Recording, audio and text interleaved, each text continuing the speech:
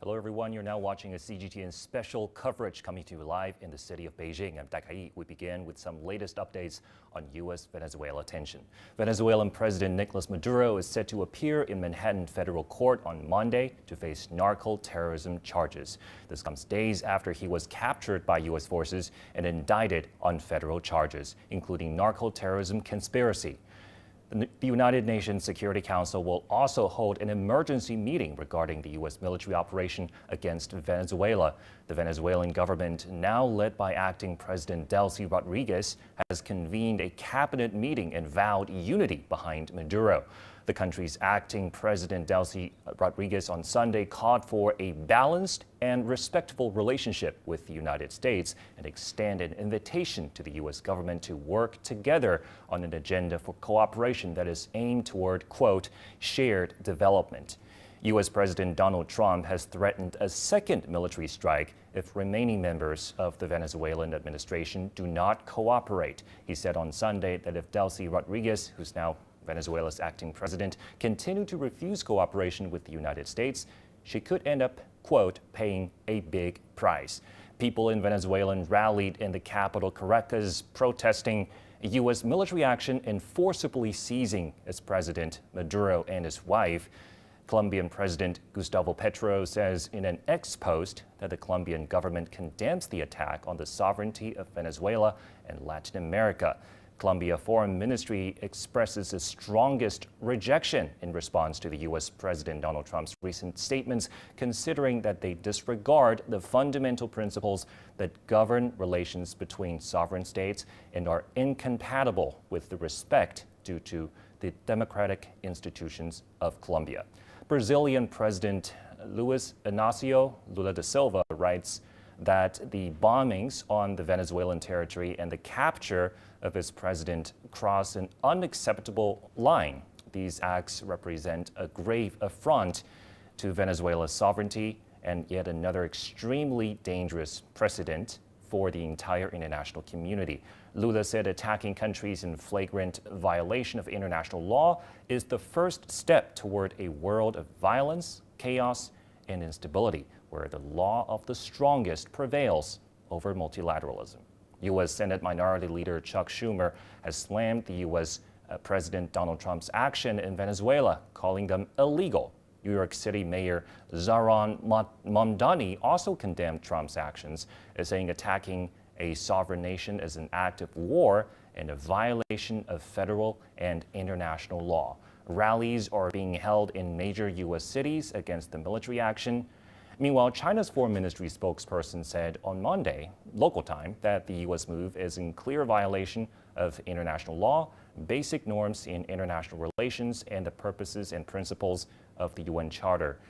China calls on the U.S. to ensure the personal safety of President Maduro and his wife, guaranteed their immediate release, stop toppling the government of Venezuela, and resolve issues through dialogue and negotiation. You're now watching the live picture of the White House in Washington, D.C.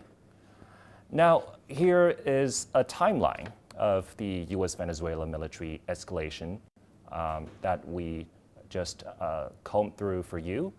On October 2025, U.S. military buildup in the Caribbean began, citing drug cartel threats, deploying warships and personnel. And just 1 month later, in September 2025, the U.S. conducted its first targeted strike on an alleged Venezuelan drug trafficking vessel. On November 2025, a U.S. carrier strike group entered the Caribbean, raising regional alert levels.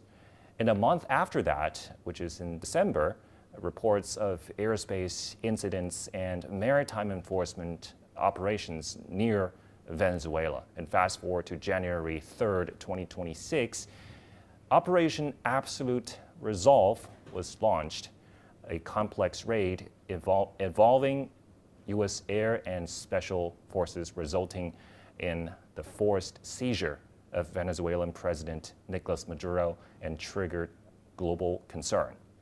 And during January 3rd and 4th, Maduro and his wife were flown to New York, facing arraignment on drug and arms trafficking charges. You're now watching a CGTN special live coverage. Just a recap of the latest situation regarding the U.S.-Venezuela tension. Venezuelan President Nicolas Maduro is set to appear in Manhattan federal court on Monday to face narco-terrorism charges. This comes days after he was captured by U.S. forces and indicted on federal charges, including narco-terrorism conspiracy. The United Nations Security Council will also hold an emergency meeting regarding the U.S. military operation against Venezuela. The Venezuelan government, now led by acting President Delcy Rodriguez, has convened a cabinet meeting and vowed unity behind Maduro. The country's acting President Delcy Rodriguez on Sunday called for a balanced and respectable relationship with the United States and extended an invitation to the U.S. government to work together on an agenda for cooperation that is aimed toward, quote, shared development. U.S. President Donald Trump has threatened a second military strike if remaining members of the Venezuelan administration do not cooperate. He said on Sunday that if Delcy Rodriguez continued to refuse cooperation with the United States, she could end up paying a big price. You're now watching the live picture in New York City, which we believe it's right outside the court where Venezuelan President Nicolas Maduro are expected to make initial appearance. Right, you're now watching a CGTN live special coverage. We're bringing to you the latest updates in terms of U.S.-Venezuela tensions. More updates right after this. Stay with us.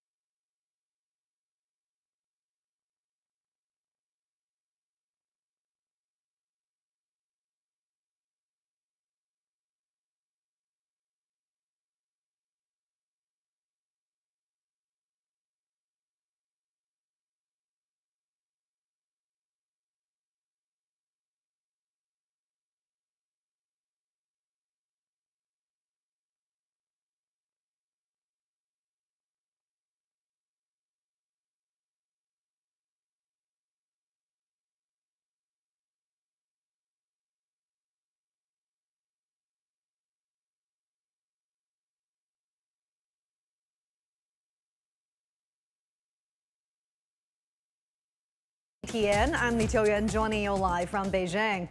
Our top story this hour, Venezuelan President Nicolas Maduro is set to appear in Manhattan federal court on Monday to face narco-terrorism charges. Now, this comes days after he was captured by U.S. forces and indicted on federal charges, including narco-terrorism conspiracy. The United Nations Security Council will also hold an emergency meeting regarding the U.S. military operation against Venezuela. The Venezuelan government, now led by acting President Delcy Rodriguez, has convened a cabinet meeting and vowed unity behind Maduro.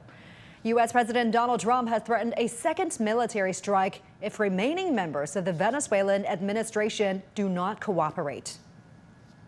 Let's get the latest. Our correspondent Nick Harper is joining me now live from New York. Good to see you this hour, Nick. Tell us more about Maduro's upcoming court hearing and the charges against him. Yeah, a busy day in New York City today. As you mentioned, the UN Security Council meeting starting in 3 hours and Maduro's court appearance starting in just under 5 hours from now in a federal courthouse. He will be charged with 4 offences along with his wife. He'll be taken from where he's being held in Brooklyn at a detention centre here to Manhattan to that courthouse. Now, we're not expecting this to be a long hearing. It'll likely just be a brief appearance, an initial appearance from the Venezuelan leader, really an arraignment and therefore an opportunity for him to be seen in public, for those charges to be read and for him potentially to enter a plea. But that might come at a later date. It will be the beginning of a very long legal process. The US government seems to be framing this not so much as the removal of a head of government, but rather the carrying out of a US warrant, because in that indictment they call him the de facto but illegitimate leader of Venezuela. And of course, Donald Trump, during his first term, charged him with a whole host of charges, including narco-terrorism, leading a drug cartel, something that he throughout has denied. But the prosecution will have to try and prove that, and legal scholars are already saying that that may be a difficult hurdle to overcome. And then there's the question about whether the US violated international law and the UN Charter. There is some legal precedent on this, looking back to the 1989 US invasion of Panama when they snatched the then leader of the country, Manuel Noriega. He was brought here to the United States and tried. He eventually ended up in jail, but he tried to argue that he should have immunity as a sitting head of government. But the US courts here disagreed with that, and that may also be the challenge for Maduro's legal team, trying to argue that in the face of that legal precedent here in the United States courts. And just how has the American public responded to Maduro's arrest? Yeah, it's interesting because there's certainly division here in the United States from a lawmaker point of view. We've seen a very clear political division. Many Republicans have been rallying around Donald Trump, backing up his assertions that what he did was right and just, that Nicolas Maduro should be held accountable. But the Democrats on the other side of the political aisle have been furious. They are very angry. They were not consulted, that there was not congressional approval, as there should have been, to carry out this sort of operation. They're saying that what Donald Trump did was, in one man's words, wildly illegal. As for the American public, during the course of this weekend, we have seen protests crop up in major cities, including here in New York City. Anti-war protesters unhappy that this could drag the United States into another prolonged war after it managed to extricate itself from both Iraq and Afghanistan, that 20-year conflict. So there is concern from a military perspective, but we've also seen some of the Venezuelan community, particularly in Florida, celebrating the removal of Nicolas Maduro, those amongst the people who are among the millions of Venezuelans who fled under his regime, moving here to the United States. So a very mixed picture in terms of how people have responded and are likely to respond in the coming days and weeks to the removal of Nicolas Maduro. Nick, thank you so much for staying on top of the story for us. Keep in touch. Do stay warm and take care. Thank you. Let's get another part of the story. Let's go live to our correspondent, Stephen Gibbs. He is joining us from Isla Margarita. Thank you so much for joining us this hour, Stephen. Now, Venezuela has appointed Vice President Delcy Rodriguez as acting president. Tell us more about her efforts following the U.S. military action. Well, according to the Venezuelan constitution, the vice president becomes the president on an interim basis in the event that the real president is unavailable. It is clearly is the case. So what we've seen in the last 24 hours here is Delcy Rodriguez, who since 2018 was the vice president of Venezuela, taking over the role of the President Maduro. Now, she initially said, she's very much feeling that her role is an interim one, but we are seeing a more formalization of her position just in the recent hours. And she's today chairing a cabinet meeting with her senior colleagues. Now, that also is designed to send a message, really, and that is one of continuity. So while we're hearing from the United States that the US is somehow ruling Venezuela, the sort of messaging we're getting from this end is, no, you're not. The government stays the same, the system stays the same, and really the people stay the same in many ways. And what is the mood on the streets? How are people reacting to this development? Well, this was a big shock, of course, for everyone in the country when on Saturday, Caracas was bombed and there were massive explosions that woke people in the middle of the night. And then by the morning, they saw that their president had been taken away. So people are still really reeling from that. In terms of their practical lives, though, what we've been seeing is two things, really. One is people staying inside, not going outside, not really expressing their opinions of what's been going on, but also taking the opportunity when they do go out to stock up on things like food and fuel. The fear here really is that the second side of the US strategy, which is taking on the Venezuelan economy and preventing it from shipping oil, might cause severe shortages. Venezuelans are quite used to that. So those that fear that that might get worse are sort of stocking up in advance. So a sort of quietness on the streets, but you do go past supermarkets and see these long queues. All right, appreciate the latest, Stephen Gibbs, live for us from Isla Margarita. Thank you so much. A citizen of Venezuela's neighboring country, Colombia, has expressed surprise at how easily the United States can violate international law. He says he is concerned that this could embolden Washington to carry out similar actions in the future. Have a listen. For the longest time that I can possibly remember in my lifetime, we've never had America bombing a Latin American country. So this is historic and chilling.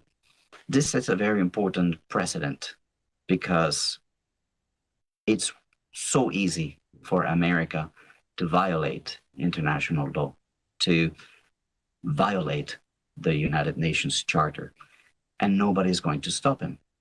When it's so easy, it emboldens the United States to just go ahead and do more, go ahead and keep on taking resources. I wonder if we should be surprised if tomorrow they decide to take the Panama Canal, if tomorrow they decide to just take Greenland, as they say they would. So I'm extremely worried, little sleep, and I'm Colombian, I'm not Venezuelan, but I see these steps of a big animal coming down the path. I think that we're next, and I'm worried about that quite a lot. But then again, this is just my feeling. This is not based on anything that I know or that I've heard, but you can see the pattern. You can see the way the river flows. The world's biggest group of oil exporters, OPEC Plus, has decided to keep its oil output unchanged. This comes despite the U.S. attacks on OPEC member Venezuela and the closure of some of its oil fields. Now, the bloc's 8 members held a virtual meeting on Sunday to review global market conditions and economic outlook. Oil prices fell more than 18% in 2025, the steepest drop since 2020, fueling concerns of oversupply. Johannes Pleschberger reports from Vienna. OPEC and its allies reportedly did not even discuss Venezuela during Sunday's meeting, which came as a surprise considering the attack on the OPEC member just a day before. Though in the past we've seen a tendency by OPEC to react slowly or not at all when geopolitical crises escalate, keeping a cool head. So it remains to be seen what will actually happen to OPEC member Venezuela.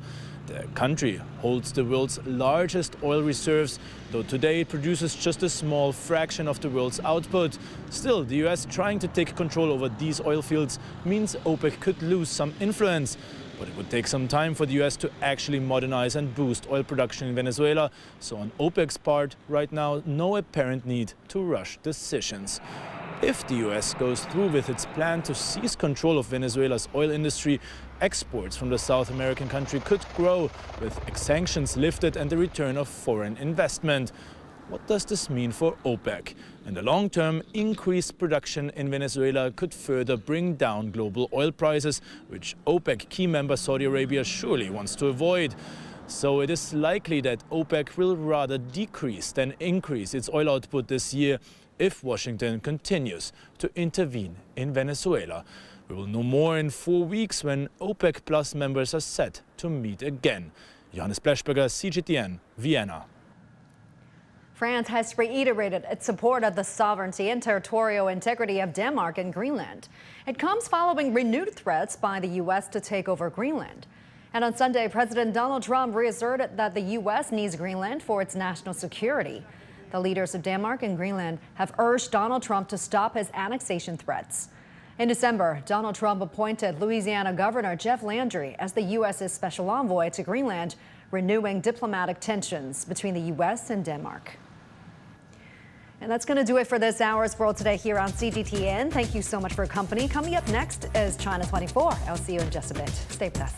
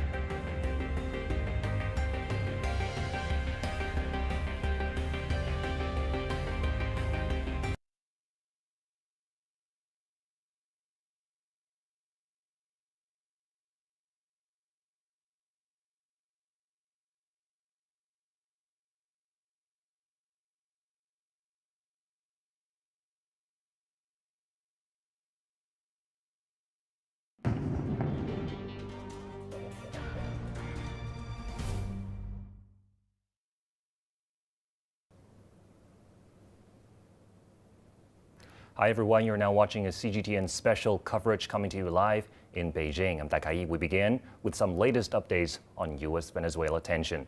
Now here's a timeline of the U.S.-Venezuela military escalation. Back on August 2025, U.S. military buildup in the Caribbean began.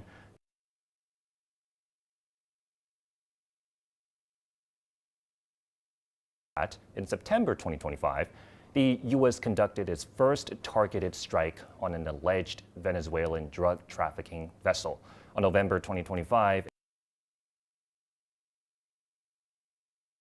regional alert levels. A month after that, in December, reports of airspace incidents and maritime enforcement operations were near Venezuela. And fast forward to January 3rd, 2026, Operation Absolute Resolve was launched. This is a complex raid involving U.S. air and special forces, resulting in the forced seizure of Venezuelan President Nicolas Maduro and triggering global concern. And during January 3rd and 4th, Maduro and his wife were flown to New York, facing arraignment on drug and arms trafficking charges. Now, Venezuelan President Nicolas Maduro is set to appear in Manhattan federal court on Monday to face narco-terrorism charges. This comes days after he was captured by U.S. forces and indicted on federal charges, including narco-terrorism conspiracy. The United Nations Security Council will hold an emergency meeting regarding the U.S. military operation against Venezuela. The Venezuelan government, now led by acting President Delcy Rodriguez, has convened a cabinet meeting and vowed unity behind Maduro. Delcy Rodriguez on Sunday called for a, quote, balanced and respectful relationship with the United States and extended an invitation to the U.S. government to work together on an agenda for cooperation that is aimed toward, quote, shared development. Meanwhile, U.S. President Donald Trump has threatened a second military strike if remaining members of the Venezuelan administration do not cooperate. He said on Sunday that if Delcy Rodriguez continued to refuse cooperation with the United States, she could end up paying a big price. Meanwhile, people in Venezuela rallied in the capital, Caracas, protesting U.S. military action and forcibly seizing President Maduro and his wife. Colombian President Gustavo Petro says in an X post that the Colombian government condemns the attack on the sovereignty of Venezuela and Latin America. Colombia Foreign Ministry expresses its strongest rejection in response to the U.S. President Donald Trump's recent statements, considering that they disregard the fundamental principles that govern relations between sovereign states and are incompatible with the respect due to the democratic institutions of Colombia. Brazilian President Luiz Inácio Lula da Silva writes that the bombings on Venezuelan territory and the capture of its president cross an unacceptable line. These acts represent a grave affront to Venezuela's sovereignty and yet another extremely dangerous precedent for the entire international community. Lula said attacking countries in flagrant violation of international law is the first step toward a world of violence, chaos, and instability, where the law of the strongest prevails over multilateralism. U.S. Senate Minority Leader Chuck Schumer has slammed U.S. President Donald Trump's actions in Venezuela, calling them illegal. New York City Mayor Zohran Mamdani also condemned Trump's actions, saying attacking a sovereign nation is an act of war and a violation of federal and international law. Rallies are being held in major U.S. cities against the military action. Meanwhile, China's foreign ministry spokesperson said on Monday local time that the U.S. move is in clear violation of international law, basic norms of international relations, and the purposes and principles of the UN Charter. China calls on the U.S. to ensure the personal safety of President Maduro and his wife, guaranteed their immediate release, and stop toppling the government of Venezuela and resolve issues through dialogue and negotiation. Now, for more, let me bring in our reporter Li Zhao, who joins us online. She's actually in Dubai. Thank you for coming on, Li Zhao. It's good to see you there. So you're in the UAE right now. Tell us how the Middle East countries are reacting to this.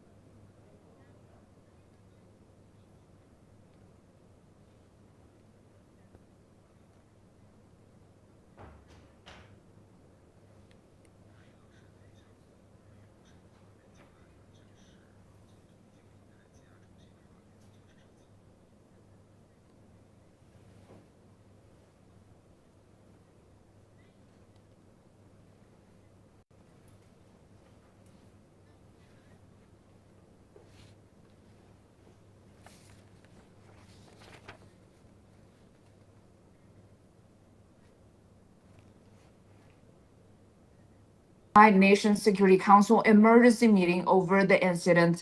That's as you introduced in the background information. And also in France, the French foreign minister said in a statement posted on social media platform that such U.S. actions erode the foundations of international law and will have serious consequences for global security, which will spare no one. And Venezuela's neighboring countries, Brazil, Colombia, and Cuba, also condemned the acts. Brazilian President Lula da Silva wrote on X that the actions cross an unacceptable line, adding that the attacking countries in flagrant violation of international law is only the first step toward a world of violence, chaos, and instability. Also, Colombian president called the strikes an assault on the sovereignty of Latin America, while Cuban president accused the U.S. of a criminal attack. Now, right here in the Middle East, we see Iran really strongly condemn the U.S. military attack, calling it a flagrant violation of the country's, by country, I mean Venezuela's sovereignty and territorial integrity. In a statement, the Iranian foreign ministry described the attack as an act of aggression and a clear breach of fundamental principles of the United Nations Charter and international law prohibiting the use of force against the sovereign countries. Now, the remarks come amid the rising tensions between Iran and the United States. On Friday, we know that Tehran said it would forcefully reject any interference in its internal affairs after Trump warned that Washington would act if Iran kills peaceful protesters. That was from the international community, from the Middle East, from Iran, and even within the U.S. We're seeing people took to the streets of Manhattan, Washington, Boston, L.A., Atlanta, Chicago, and also Miami, more than 100 cities in part of a campaign called No War on Venezuela demonstrations. Right now, I think we have some live pictures, I believe, is the Venezuelan President Nicolas Maduro, who's now leaving the detention center in New York. And he's expected to make initial appearance in court. This is the live pictures you're watching, which we believe is the Venezuelan President Nicolas Maduro, who's now entering a vehicle.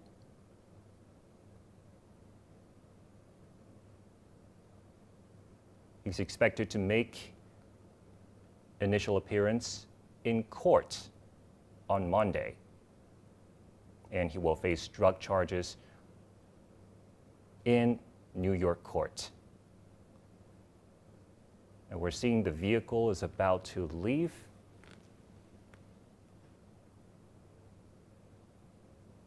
We're now watching the live picture. Greenland. Trump also threatened Iran, warning that the regime could get, and let me quote here, hit very hard by the U.S. if more protesters are dying.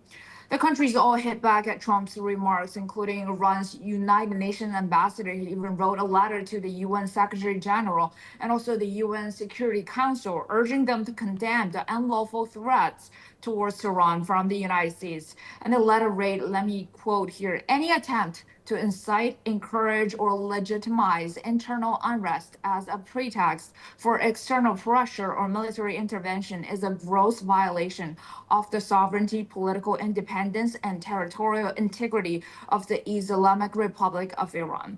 But let me just get back to some of your live updates. You were talking about how Maduro is facing live trials in New York, but why a sovereign, the leader of a sovereign country is facing trial in the United States, even if, like he facing trial, like he should be governed under international law. That's also something that political analysts said here in the UAE, saying that United States is setting a troubling precedent in international law.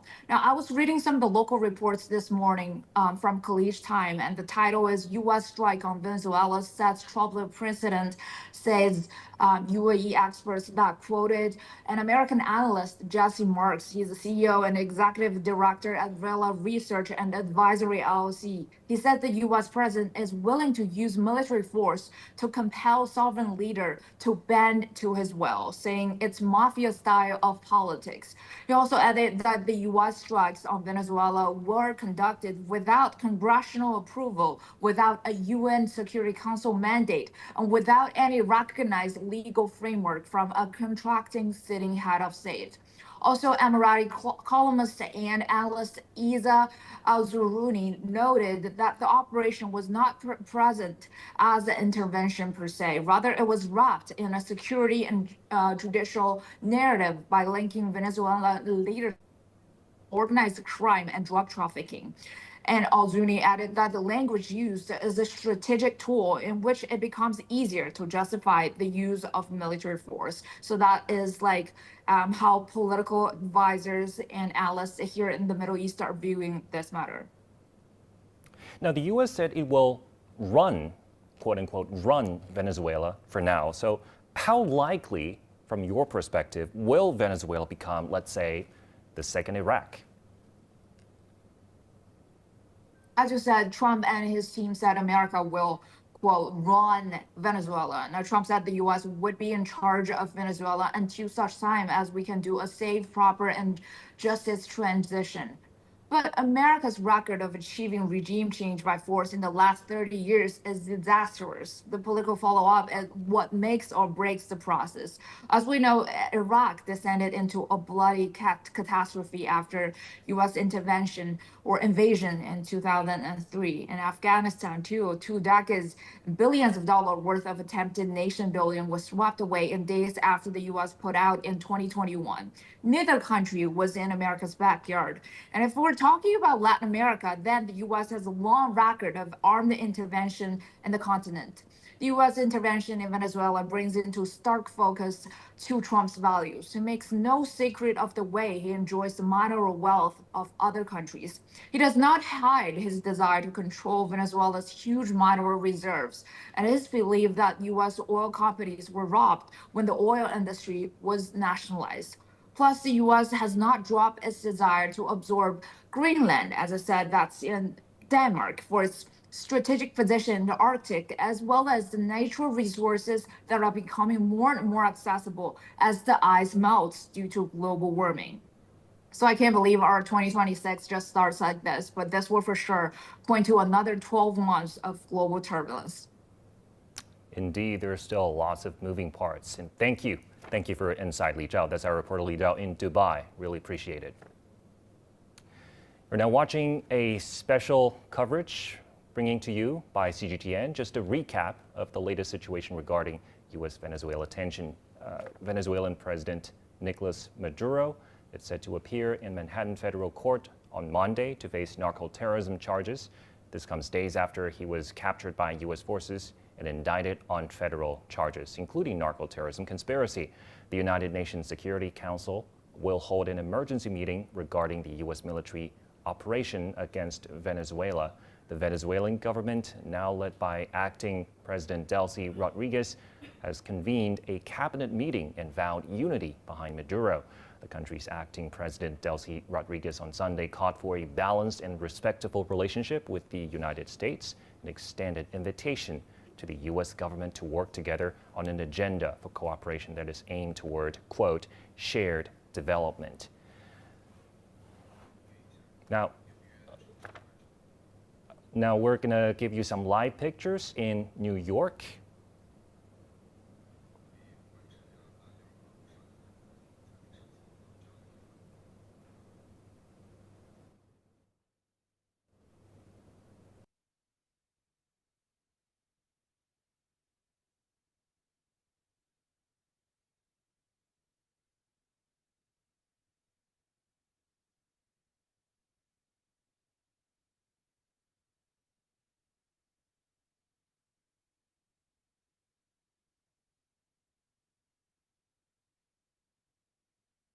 Hello?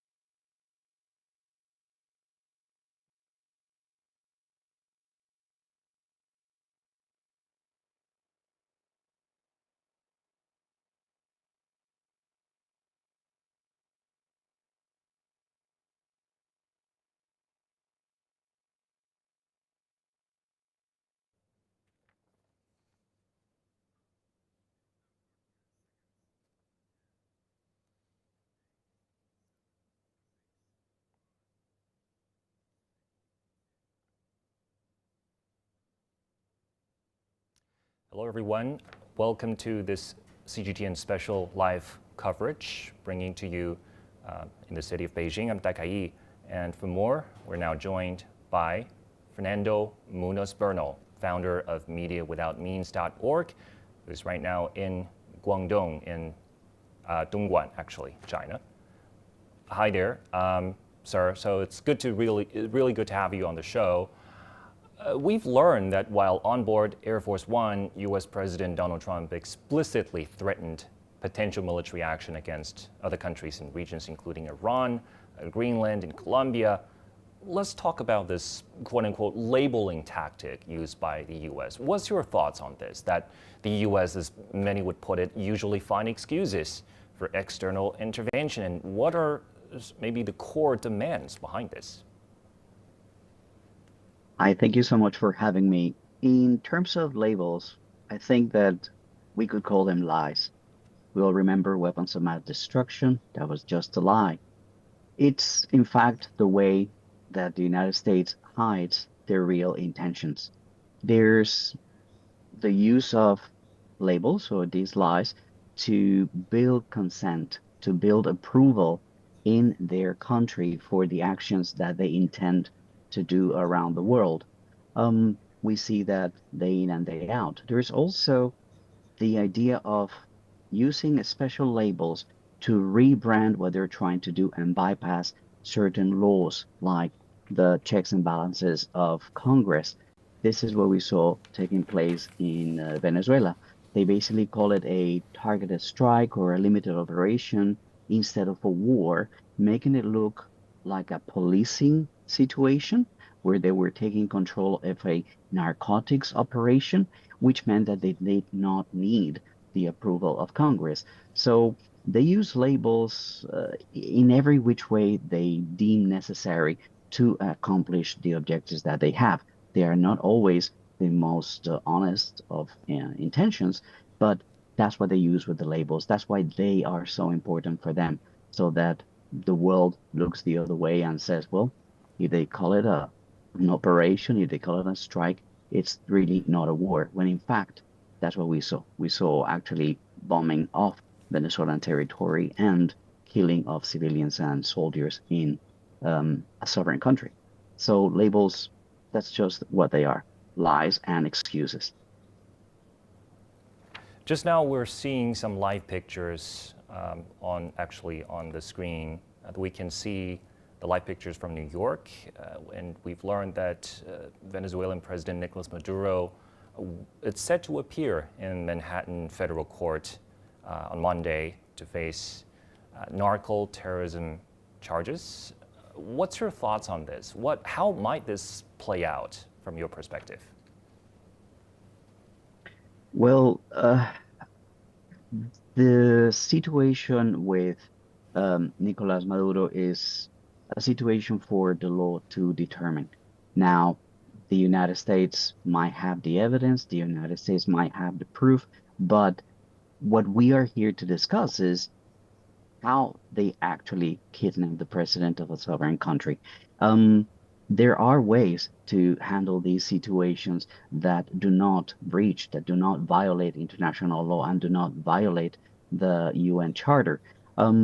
Now that he is in custody and he is in the United States, well, he's going to have to face the charges that the United States present before him and, well, see how he handles the situation. I would have to remind our audiences that a similar case happened with the former president of Honduras that was actually pardoned not too long ago by this same President Donald Trump. So it's all up in the air. What could happen, what could be negotiated, or what could be the final fate of Nicolas Maduro is yet to be seen. But if we are to believe that he's going to be facing justice,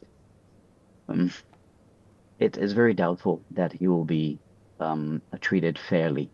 Not even his presence in New York can be said to be a fair situation. Now, I think one question many would have is after the U.S. intervened in countries like Afghanistan under the pretext of, quote, exporting democracy and freedom. Have these countries achieved true democracy and freedom? And what are the impacts when we look at it today?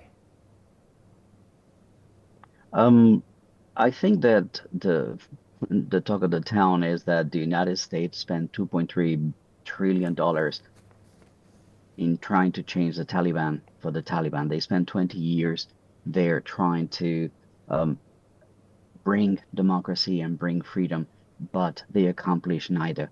They, on the other hand, stole 700 billion that belonged to the Afghan people and left a lot of military equipment and abandoned people who were helping them.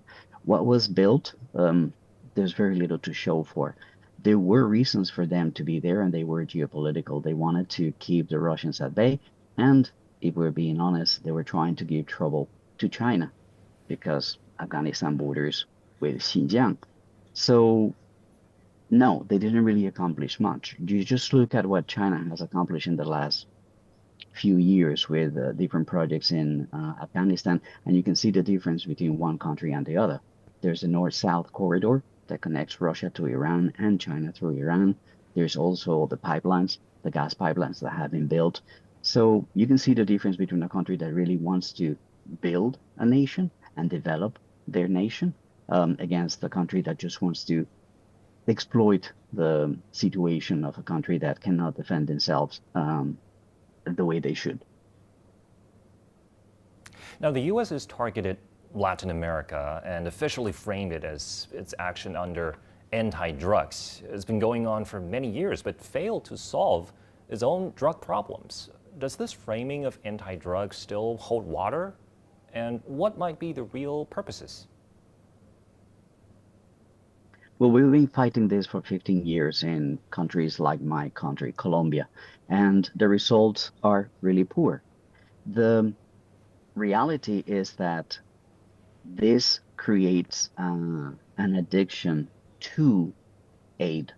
Our Latin American countries are very corrupt, and when we receive aid, either military or financial, all these help creates that addiction in these elites that are stealing a lot of the money that is supposed to go to the country to either fight narcotics or develop projects, infrastructure, etc.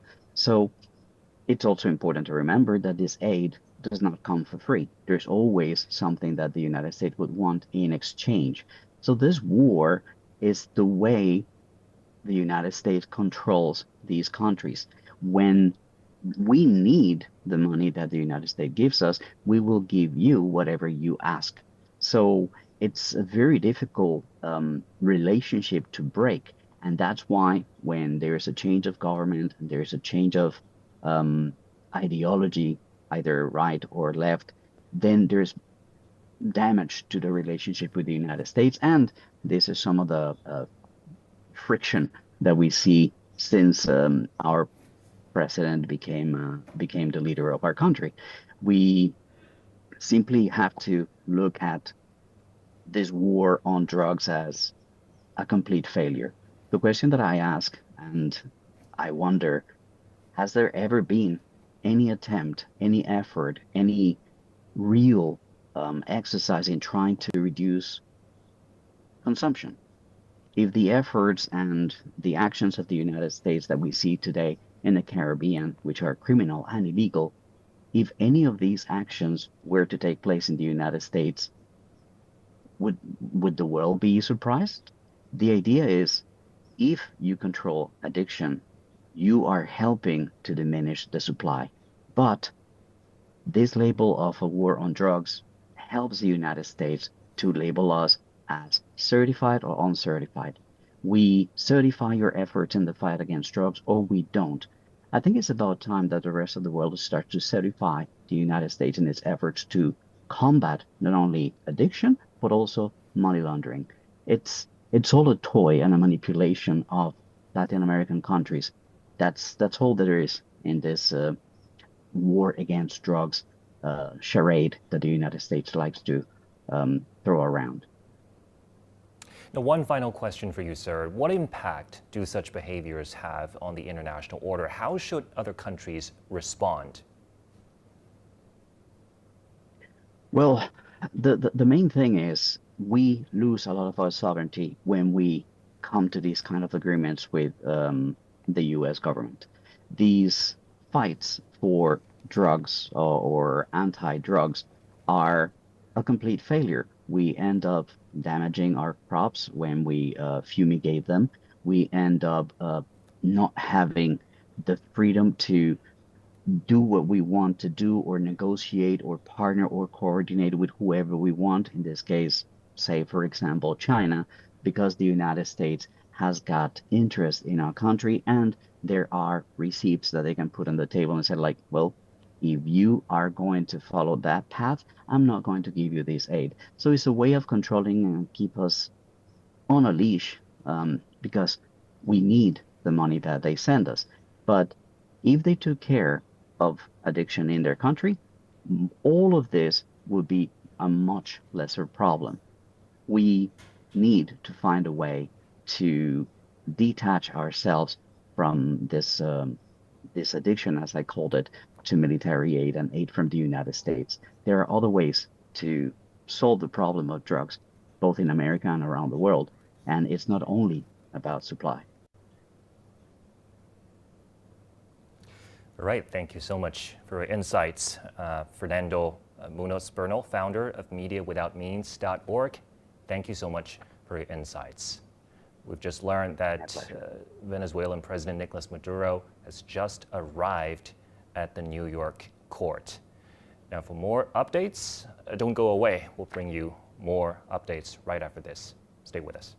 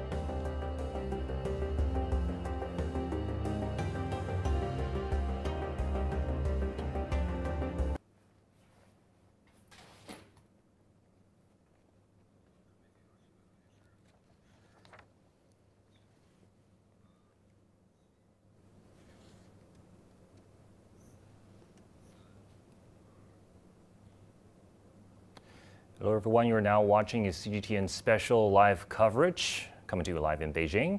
I'm Dakai, and we begin with some latest developments of the U.S.-Venezuela tension. Just moments ago, we saw that Venezuelan President Nicolas Maduro has arrived at the New York court. And roughly 20 minutes ago, we saw the live pictures of him leaving the detention center in New York. He entered a vehicle, and now he's just arrived at the court. Now, for more, we're joined by Rong Ying, Chair Professor at Sichuan University. Welcome to the program, Professor Rong. It's good to have you with us. Just to start, what is your perspective on the latest developments regarding the U.S. military action against Venezuela? What is the political significance of this incident for the international relations landscape? Well, in addition to the ongoing trial, so-called trial of President Maduro, I think we have seen over the past days news that has been broken in the sense that the President Trump and has tried to capitalize this operation, this incident, to pursue more interest. For example, I think he has threatened, and his the high-ranking officials, Secretary of State and others, have threatened the acting president of Venezuela and to fall in lines with the policy of the United States. Otherwise, it would face consequences. And there are also threats by President Trump to Colombia and Cuba. And more, I think, interestingly, if I can say, is I think the threat to Denmark about the U.S. taking over of Greenland under the name of national security. That has very much, I think, raised great concerns by Denmark. The Danish Prime Minister responded very strongly, and it will be very, I think, interesting to watch that since Denmark is a member of NATO, and that would be, I think, certainly unprecedented sort of development if that take place. I think the United States annex or take over with military means of the Greenland for the sake of national security. Otherwise, I think the ongoing emerging UN Security Council sessions to deliberate, to debate about the consequences and the international community's responses to this operation is also something going to have big sort of impact for international community, but most importantly, I think, for peace and stability. And I think the precedent that has been set by bad precedent set by the United States, and which is a clear violation of international laws and the purpose and the principles of the UN Charter. Now, the U.S. operation involving an unauthorized invasion and capture of a foreign head of state is widely seen as a severe challenge to the UN Charter. And could this fundamentally erode the cornerstones of modern international relations, which are sovereignty, state sovereignty, and non-interference? Definitely. I think this is why the international community as a whole, and including United States allies and partners, through various means has expressed their concerns and worries about that. I think certainly one would be very much impressed by the remarks by the UK, the British Prime Minister's team, for trying to keep a distance from the operation, saying that the UK has no part in this operation. There has been also, as I said, the UN emergent UN Security Council session, and of course most the important sort of thing is that I think the international community as a whole, no country has said this is something I think acceptable in terms of international law. That's why, again, very much interesting is that I think the United States, try its best to present this operation not as a kind of a military intervention, and of course in terms of international legality, but also in terms of constitutional sort of rights by the executive branch, which is the President Trump. In other words, it has also backlashes domestically. And there are speculations that if the so-called running Venezuela runs into trouble, it may also have consequences or fallout for the November's midterm election. Maybe I think it is too early to tell, but definitely I think the debate about the legality, and which is beyond the question, but most importantly, I think these fundamental basic norms and rules governing international sort of order and international system has very much been undermined and breached. That's why the Chinese side made it very clear that this world does not need a self-claimed sort of world police, nor would accept a self-claimed world judge. Now, Professor Rong, does this incident signal an acceleration of the realignment of global and regional political forces? How might it intensify major power rivalry and prompt other nations, particularly in the global south, to seek alternative security frameworks outside the existing systems? Well, the world we're living have seen, as we say, that unprecedented changes unseen in a century. So the chaotic situation, I think the turmoil and the uncertainties has been unprecedented. But I think this operation, this military sort of intervention or kidnapping of a sitting president of a sovereign state definitely, I think, cause many questions, and also intensify the major country, major power rivalry and competition. And the United States, as the sole superpower of in the world, I think should not, I think, make itself as a kind of a nation that beyond the restraint of international laws. I think each country is subject to do that. And for global south, for those developing countries, the sovereignty and the territorial integrity and the security are very much rely upon the protection of international laws and the UN Charter. I think it raised the United States operations, that military intervention raised big questions, what they should do to ensure, first and foremost, that would not happen to them.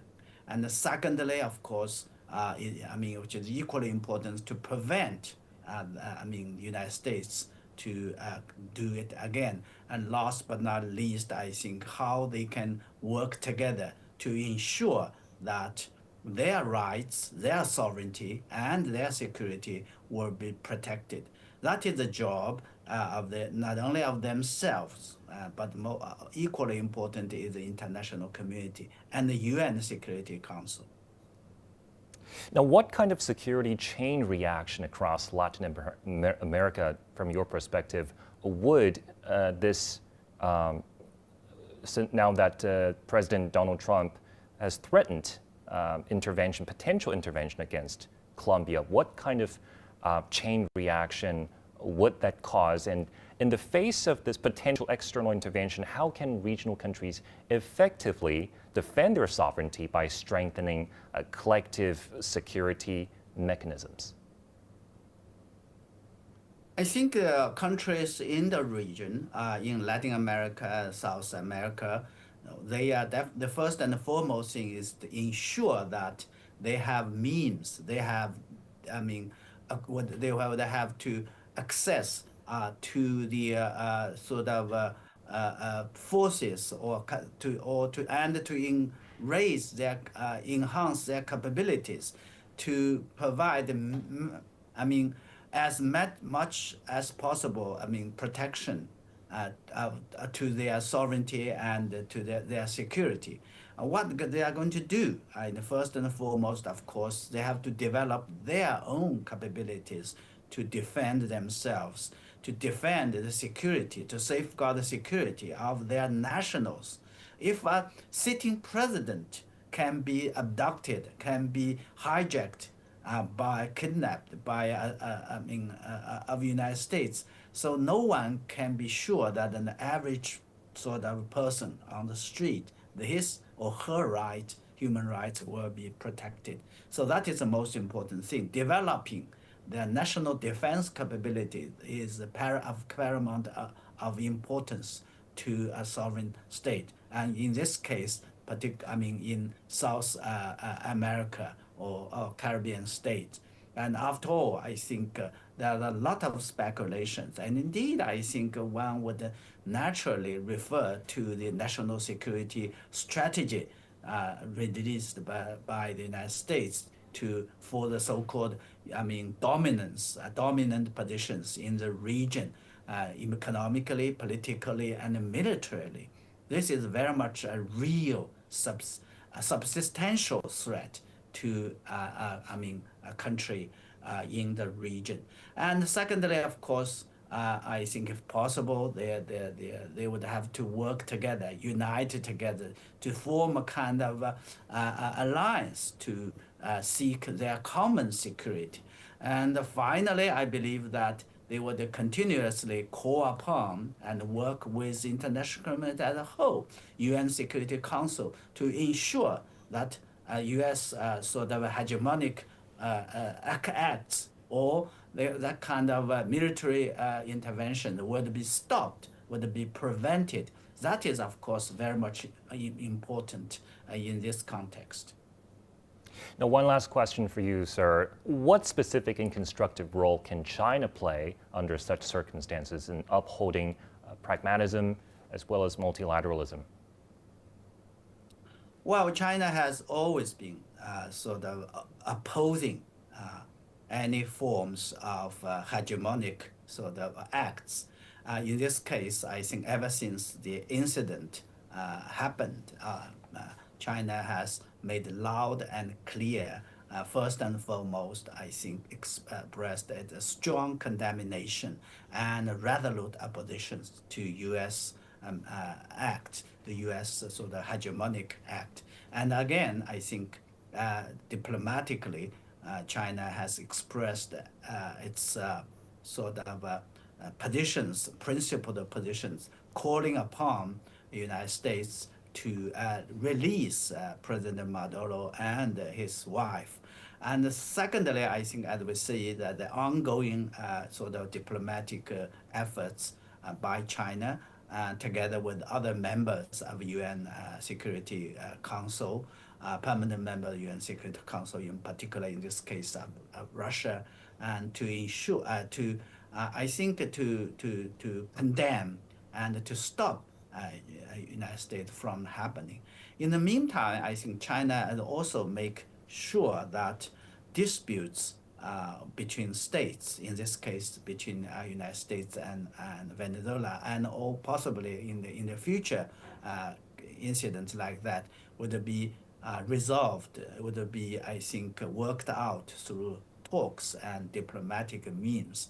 And last but not least, I believe that the incident happened in Venezuela has also have bearings on China's legitimate interests in Venezuela. In this case, particularly, I think China's economic, diplomatic, and political interests. I think China has made it very clear, particularly these interests, they have been sort of should be protected, should be by the international law. So in other words, China want to ensure that the principles and the integrity of international law, and also I think in particular the principles and the purposes of UN Charter would be protected. In the meantime, its own interest, pragmatic economic interest will be ensured. All right, thank you, Professor. That's Roaming Chair Professor at Sichuan University. Thank you so much. It's always good to get your perspective. Thank you. You're now watching CGTN CGTN live special coverage. We're bringing to the latest in terms of U.S.-Venezuela tension. Earlier, we saw the live pictures of Venezuelan President Nicolas Maduro arriving at a Manhattan federal court to face narco-terrorism charges. If we can see the live picture, this is the gate of the federal court.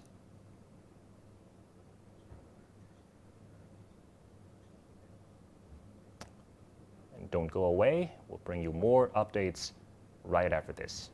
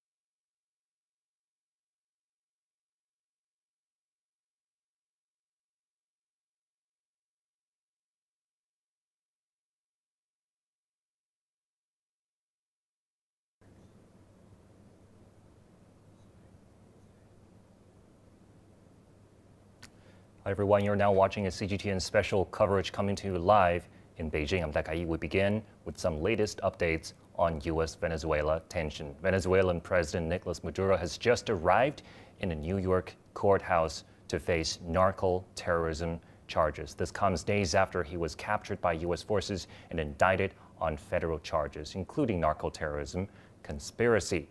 Now, some latest updates include UN Prime Minister Starmer said it is for the U.S. to justify action it has taken. It is not straightforward. Meanwhile, Swiss Federal Council freezes assets of Venezuela's Maduro. German government spokesperson said U.S. must explain to the world what its action in Venezuela are based on. And China says it backs UN Security Council emergency meeting over U.S. strike on Venezuela.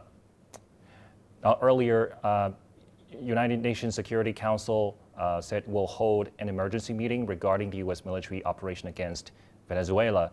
The Venezuelan government, now led by acting President Delcy Rodriguez, has convened a cabinet meeting and vowed unity behind Maduro.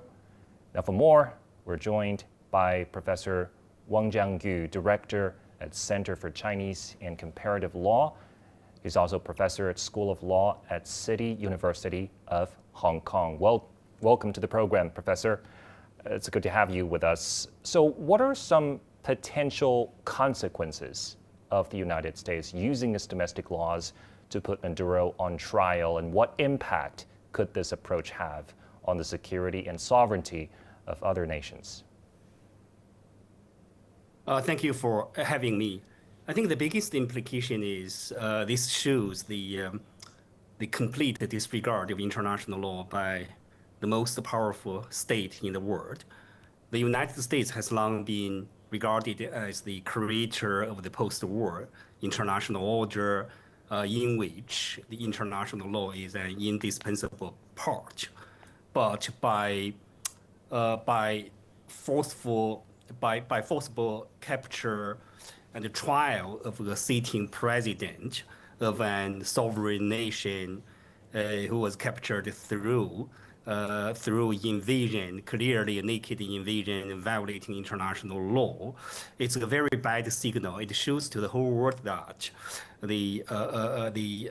as long as you have a bilateral dispute, you don't have to go through those international law channels.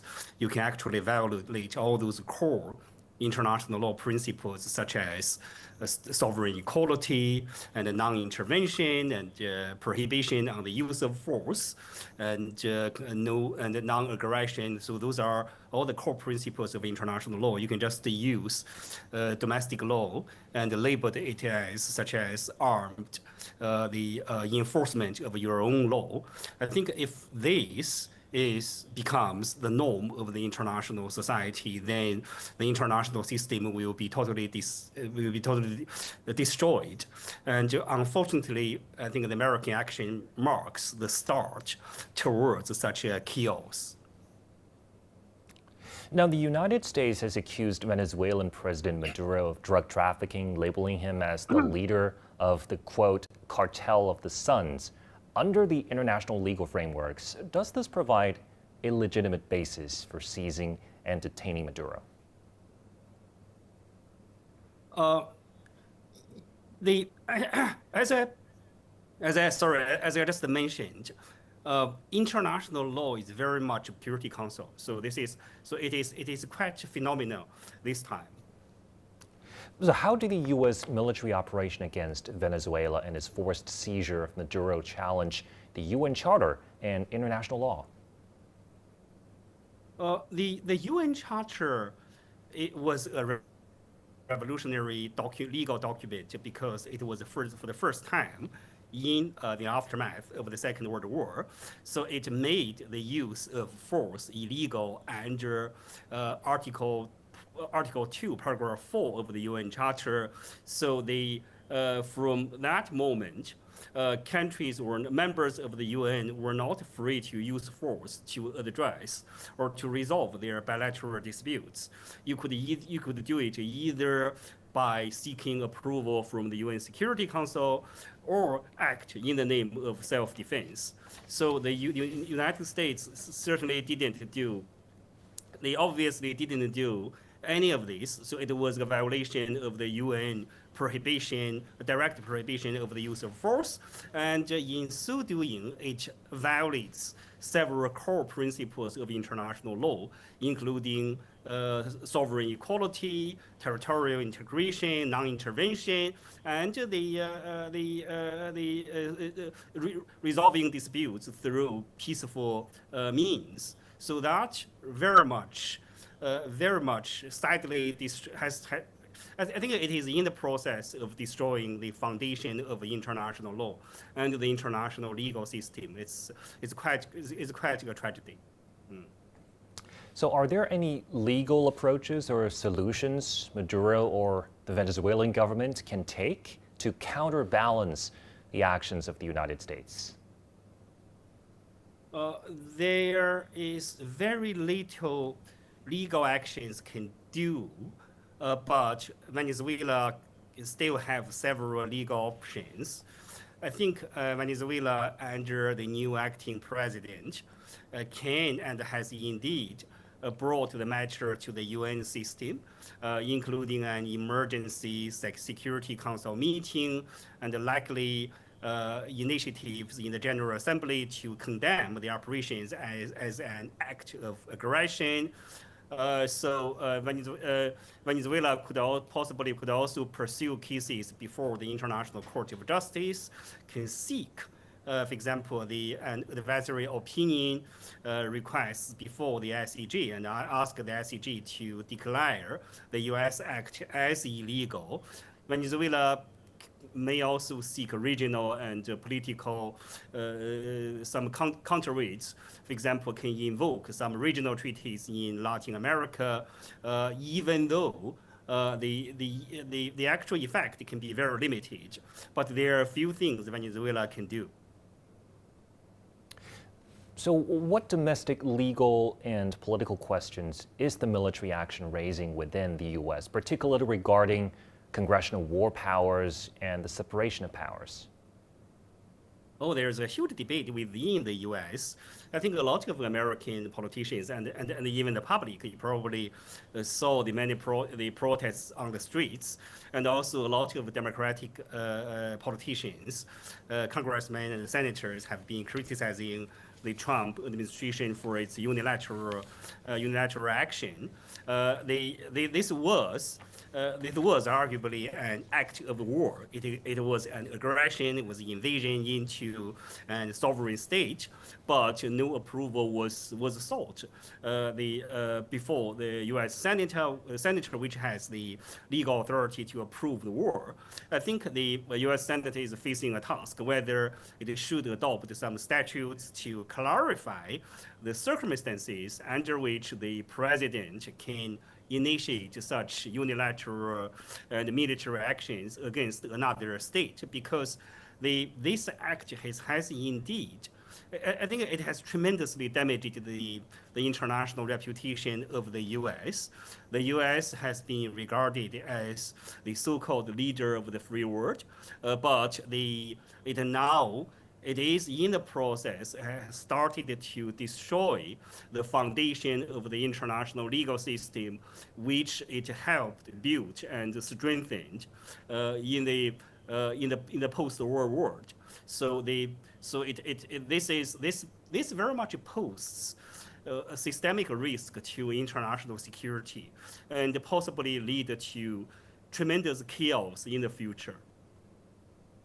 Well, Professor Wang Jiangyu, Director at Center for Chinese and Comparative Law and Professor of School of Law at City University of Hong Kong. Thank you so much for your insight. It's always good to get your perspective. Thank you. You're now watching CGTN special coverage. Just a recap of the situation during the past couple of hours. Venezuelan President Nicolas Maduro has just arrived in New York courthouse earlier to face narco-terrorism charges. This comes days after he was captured by U.S. forces and indicted on federal charges, including narco-terrorism conspiracy. The United Nations Security Council is set to hold an emergency meeting regarding the U.S. military operation against Venezuela. The Venezuelan government, now led by acting President Delcy Rodriguez, has convened a cabinet meeting and vowed unity behind Maduro. Don't go away. We'll bring you more updates right after this. Stay tuned.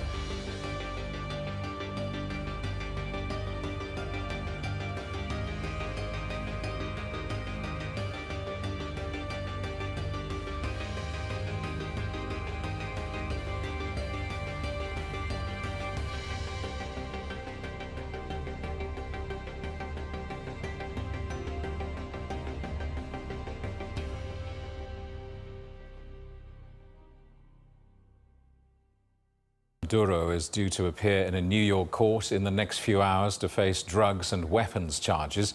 Prosecutors claim he abused his position to import tons of cocaine into the United States. The United Nations Security Council is holding an emergency session to discuss his controversial capture by United States Special Forces in weekend raids. Our correspondent Nick Harper is outside the United Nations headquarters in New York. Nick, what do you think we can expect from this United Nations Security Council meeting?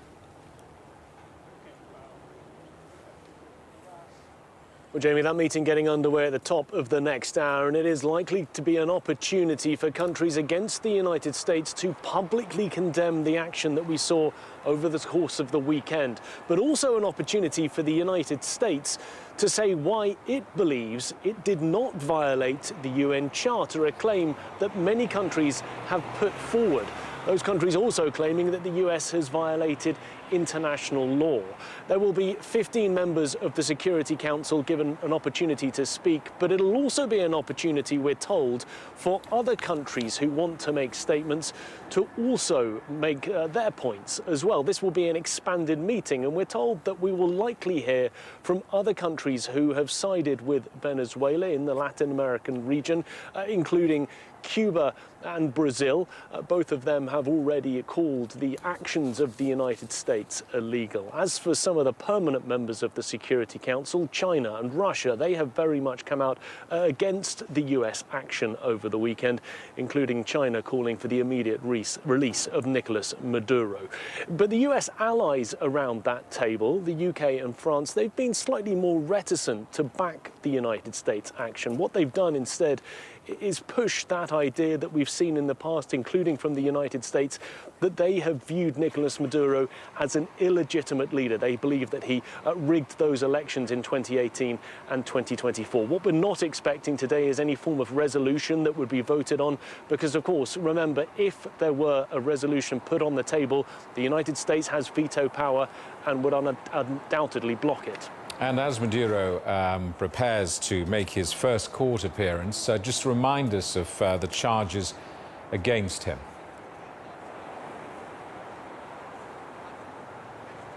Yeah, very serious charges that he's facing, Jamie. 4 charges in total for Nicolas Maduro and his wife. They are narco-terrorism conspiracy, cocaine importation conspiracy, possession of machine guns and destructive devices, and conspiracy to possess machine guns and destructive devices against the United States. Very serious charges that, if found guilty, could land him in jail for the rest of his life. But this initial court appearance is expected to be brief. Those charges will be read. He might get the opportunity to enter a plea. Of course, in the past, he has strenuously denied any of those such charges against him. This idea put forward by the US that he's been heading up this drug cartel and drug smuggling operation. The US Attorney General Pam Bondi has said ahead of this hearing that he will be facing the wrath of American justice on American soil. And the US is framing this really as the carrying out of an arrest warrant against someone they believe is a drug smuggler, rather than the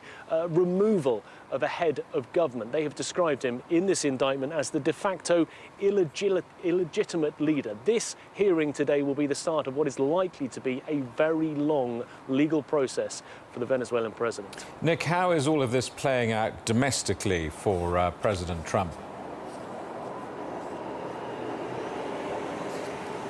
Well, there's certainly a divide here in the United States about how people view all of this. Politically, we are seeing that divide very, very clearly. Republicans coming out backing the president. Democrats, however, furious about what they've seen, largely because they say they were not consulted and there was not congressional approval for that US operation to take place. Now, there have been some people, including the Venezuelan community, who've come out in support of the US action and the removal of Nicolas Maduro. Here in New York, we even saw celebrations outside the detention center over the weekend where he was being held.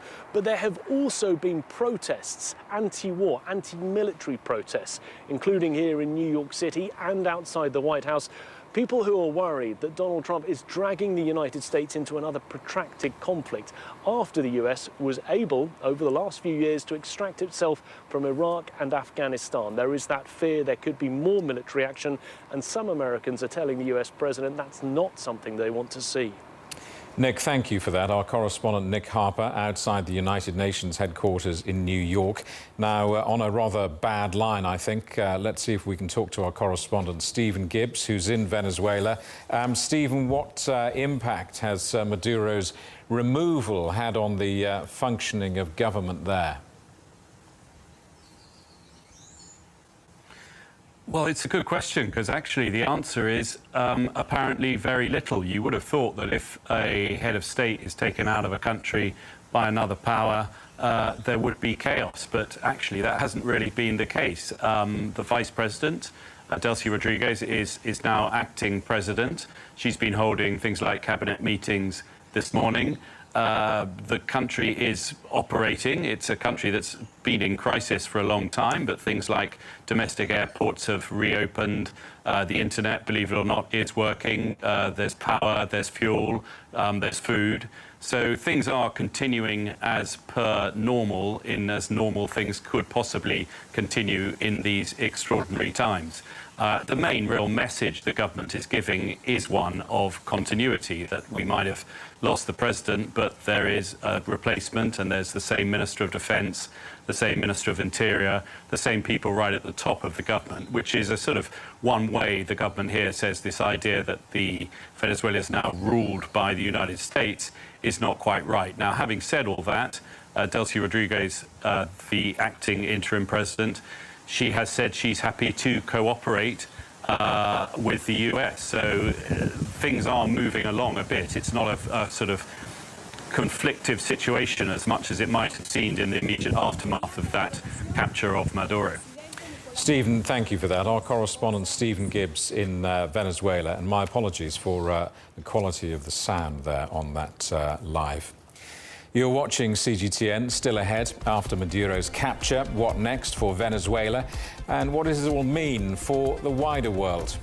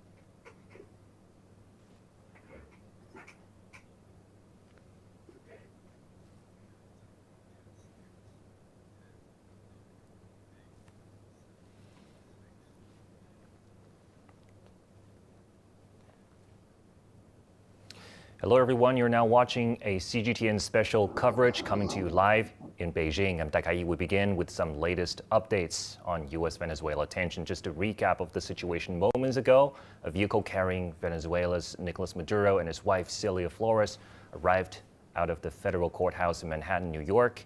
Maduro said it's set to appear later today on alleged drugs and weapons charges. And this comes days after he was captured by U.S. forces and indicted on federal charges, including narco-terrorism conspiracy. The United Nations Security Council is scheduled to hold an emergency meeting regarding the U.S. military operation against Venezuela. The Venezuelan government, meanwhile, is now led by acting President Delcy Rodriguez. It has just convened a cabinet meeting and vowed unity behind Maduro. Meanwhile, UK Prime Minister Keir Starmer says it is for the U.S. to justify action it has taken. It is not straightforward. The Swiss Federal Council announced on Monday that it has frozen all assets in the country held by Venezuela's Nicolas Maduro and his associates, effective immediately. German government spokesperson said the U.S. must explain to the world what its actions in Venezuela are based on. China's Foreign Ministry spokesperson said on Monday that China supports the UN Security Council convening an emergency session on the U.S. military action against Venezuela and back the Council in fulfilling its responsibilities. For more analysis, we're joined by Jiang Xueshi, professor and director at Center of Latin American Studies at Shanghai University. Welcome to the program, Professor. To start with, does Trump's claim that the U.S. will run Venezuela and rebuild its oil infrastructure suggest other motives beyond anti-narcotics objectives? What might they be? Well, I should point out that there are two major considerations why the U.S. has kidnapped Maduro. First of all, on the political dimension, as you know, since Chavez came to power in 1999, Venezuela has been following a foreign policy of anti-U.S. hegemony. So the U.S. is not happy at all with what Chavez and Maduro have been doing. And as you can see that the U.S. does not want to see a regime, a government of anti-U.S. lying inside its backyard. Okay, and economically speaking, as we know that this South American country called Venezuela has lots of oil reserves. It's believed that its oil reserves is the largest in the world, and since Chavez came to power, because its nationalization policies and the American oil companies, except one, Chevron, were kept out of the oil fields in Venezuela. So the U.S. again is angry with what Venezuela has been doing. So of course, the political purpose serves its economic purpose. Okay, so if you combine these two dimensions, then we have seen that the U.S. sent helicopters to Caracas to kidnap President Maduro. Now, when Trump said the U.S. would run Venezuela, he said that he will run the country until a safe, proper, and judicious transition. In practical terms, how should we understand that? What challenges will be faced and what forms of governance are feasible? I would say it's a kind of a joke, maybe it's the kind of political joke, how can a country runs a foreign country? Now we are in the year 2026, okay? So how can the U.S. run Venezuela? By what means, for what purpose, okay? Now, there is no diplomatic relationship between the two sides. Even you cannot find an embassy in Venezuela. So how can the U.S. run Venezuela? How would you organize the cabinet meetings, all kinds of things, okay? And it is reported that probably Rubio, the Secretary of State, Rubio might be appointed as a kind of like a governor for Venezuela. Really, I would say it's a joke. So don't believe what Trump has said. Okay, so it's really it's quite funny for me to think that the superpower, the president of a superpower, Trump, has suggested that the U.S. wants to run Venezuela. It's totally impossible. Certainly, nobody knows exactly how it will play out, but we'll see. But the 2025 U.S. national security strategy emphasizes what Trump calls the Monroe Doctrine, effectively U.S. dominance of the Western Hemisphere.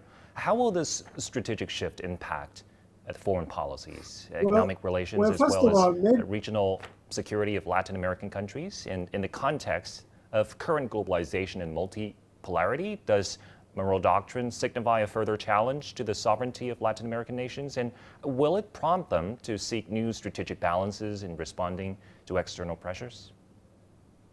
Let's first talk about what is the meaning of the so-called Monroe Doctrine.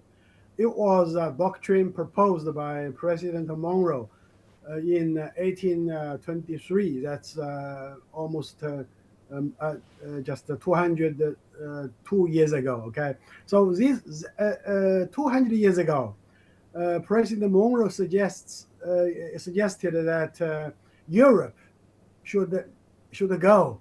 Europe, you cannot interfere in the affairs of the American countries. Okay, the so-called Western Hemisphere.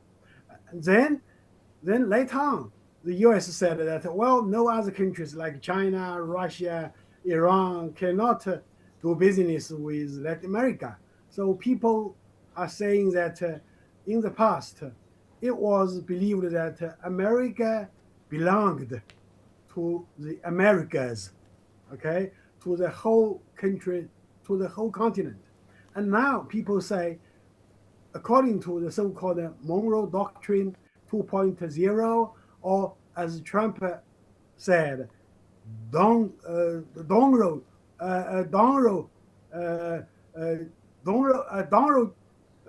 Doctrine, okay, Donald, because his first name is Donald, okay, so they say Donald Doctrine. So sorry, I cannot pronounce his name in a nice way. So now, since the last century, particularly after Trump came to power, people are saying that the Monroe Doctrine says the Americas belongs to the United States, not the whole continent of the Americas. Okay, there are 35 countries, 33 countries in Latin America, plus Canada and the U.S. So there are 35 countries in the Western Hemisphere. Now, according to the Monroe Doctrine, the Americas not belongs to the whole continent of the Western Hemisphere. It belongs to only the United States. Okay, so people everywhere are asking this question: what are you going to do? Okay, now kidnapping Maduro is the first policy or first action Trump has done after it published its so-called National Strategic Report not long ago, last month, only I think 1 month ago. Okay, so it's really quite interesting to see what will be the next target for President Trump. He said that he's going to deal with Colombia. He's going to take over Greenland. He's going to take over Cuba. Well, let's see what will happen. But until now, it's really funny that a president of a sovereign country is now in the city of New York. And don't forget, the headquarters of the United Nations is also located in New York. Yeah, kind of ironic. But what impact does the approach of the United States have on its own international image, especially in the eyes of its allies, emerging countries, and non-aligned countries? And how does this approach challenge multilateralism? Well, first of all, I would say that as far as I know, only very, very tiny tiny group of countries, like particularly I want to mention, I'm sorry, I have to mention his name. His name is called Milei, the president of Argentina, supports this kind of action by the US, okay? But I have to say that the majority of the world, or except only a few countries, condemn this kind of military action against a sovereign nation, okay? And the impact of this kind of hegemonic action is tremendous and will last forever. First of all, now, this kind of action, this kind of hegemonic action has dealt a heavy blow to the UN Charter, to the international laws, okay? The UN Charter and the international law say that you have to respect sovereignty of other nations. If you have a dispute, you cannot deal with this kind of dispute with military power. You have to settle down this kind of dispute on the political base, okay?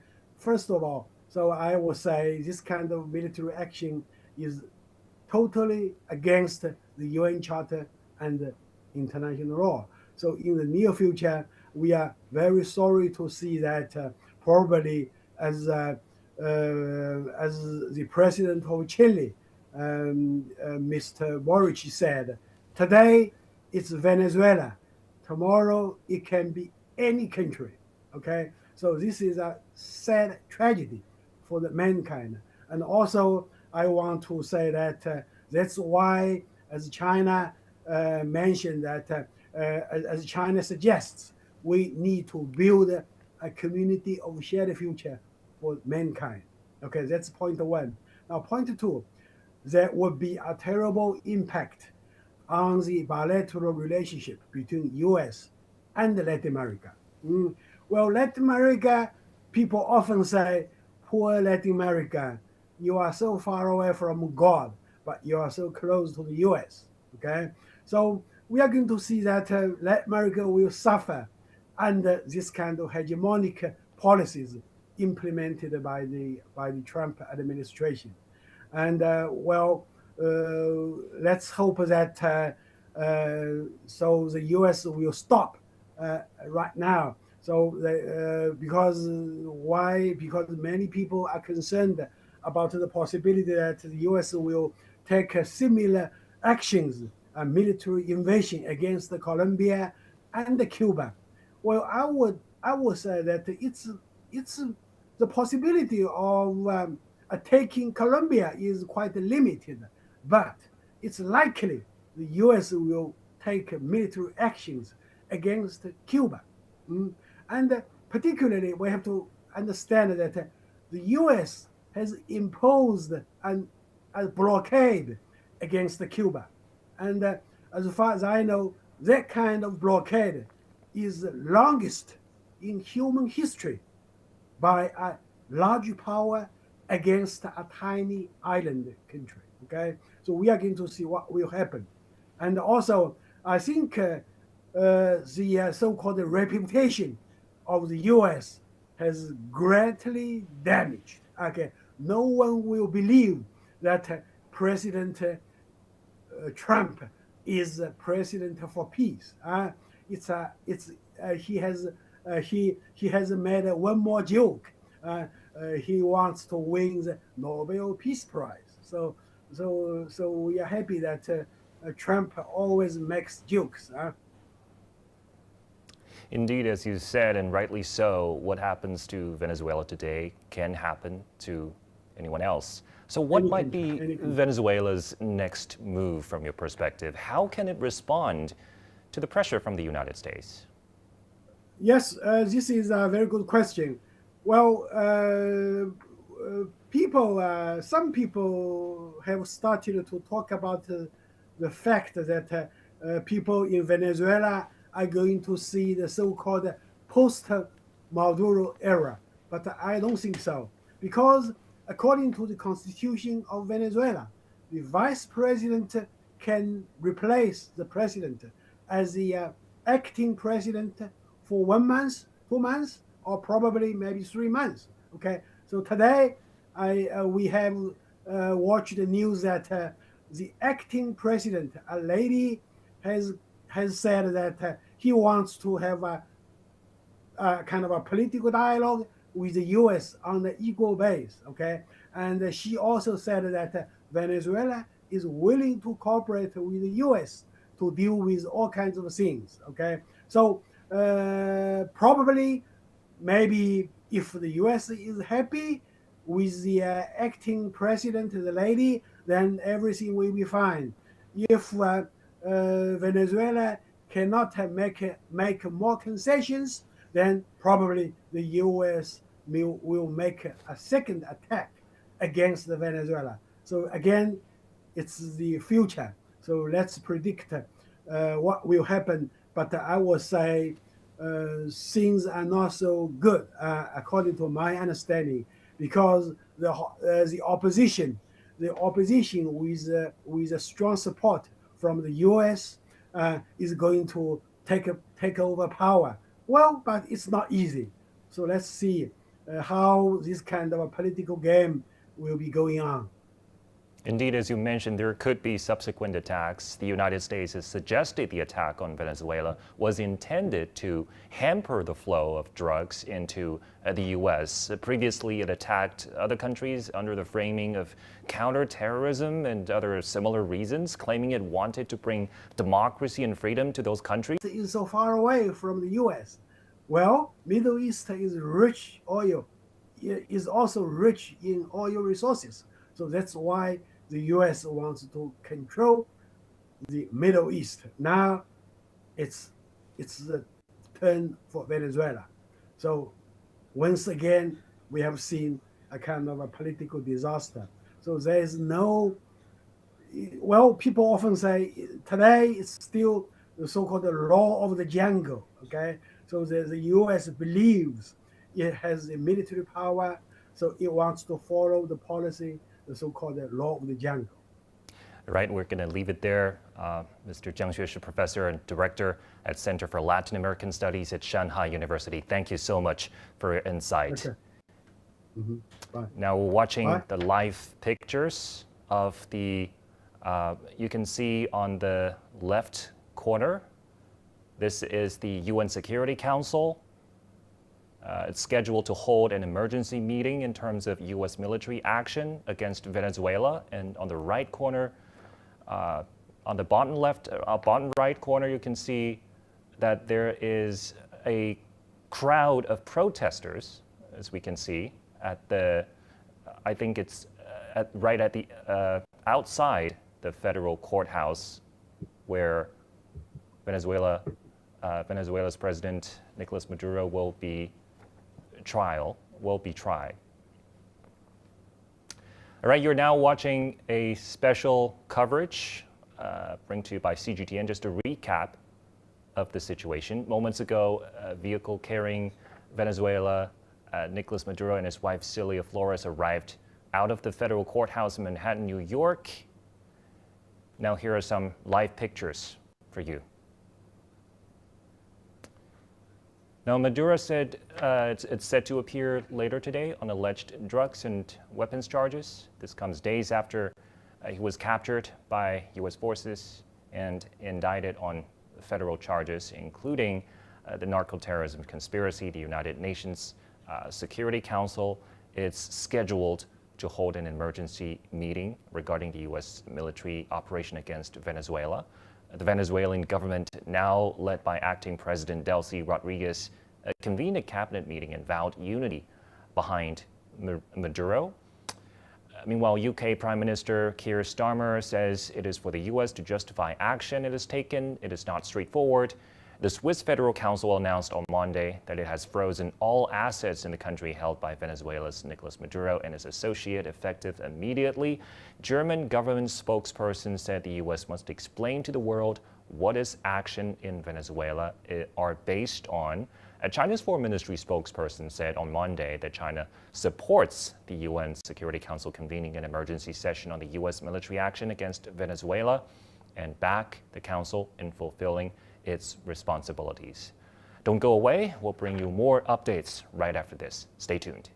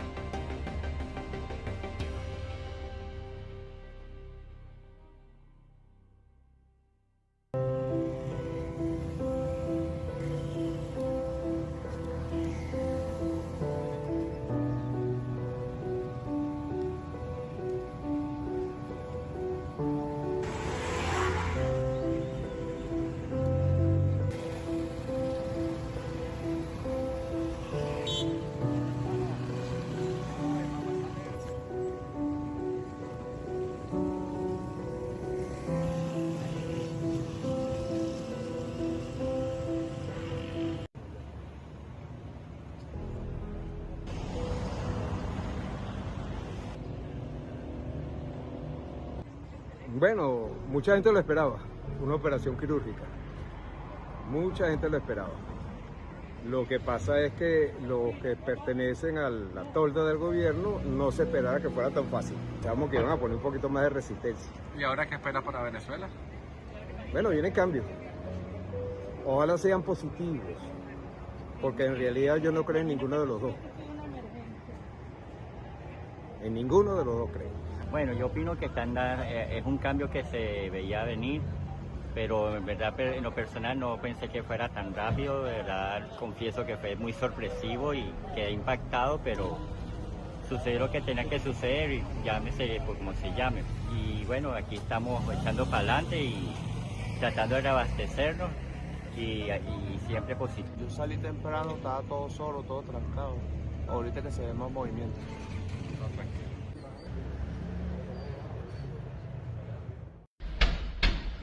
It may puzzle geopolitical experts and energy analysts for the whole of 2026. From the U.S. surprise attack against Venezuela to the arrest of President Nicolas Maduro, headlines constantly flashed over 2 hours. The military operation taken by the Trump administration against Venezuela this time can be regarded as a blatant military invasion. It is a military intervention in a sovereign state, including political intervention. There is no doubt that this violates international law. As the most powerful country in the world, if it behaves irresponsibly, it will further exacerbate the trust deficit of the United States and then make the international community lack a normal, logical judgment on the behavior of a major country. I think this is the worst outcome. This oil gambit unfolds into a pattern emerging across Latin America, known as the Down Road Doctrine, which U.S. media combines Donald Trump with the Monroe Doctrine. The doctrine, which historically declared the Western Hemisphere a U.S. sphere of influence, is being revived with a Trumpian twist. It is characterized by blunt threats of force, such as the repeated suggestion to reclaim the Panama Canal and a preference for unilateral sanctions over diplomacy. Across Latin America, the United States has a long history of intervening in the region and backing coups.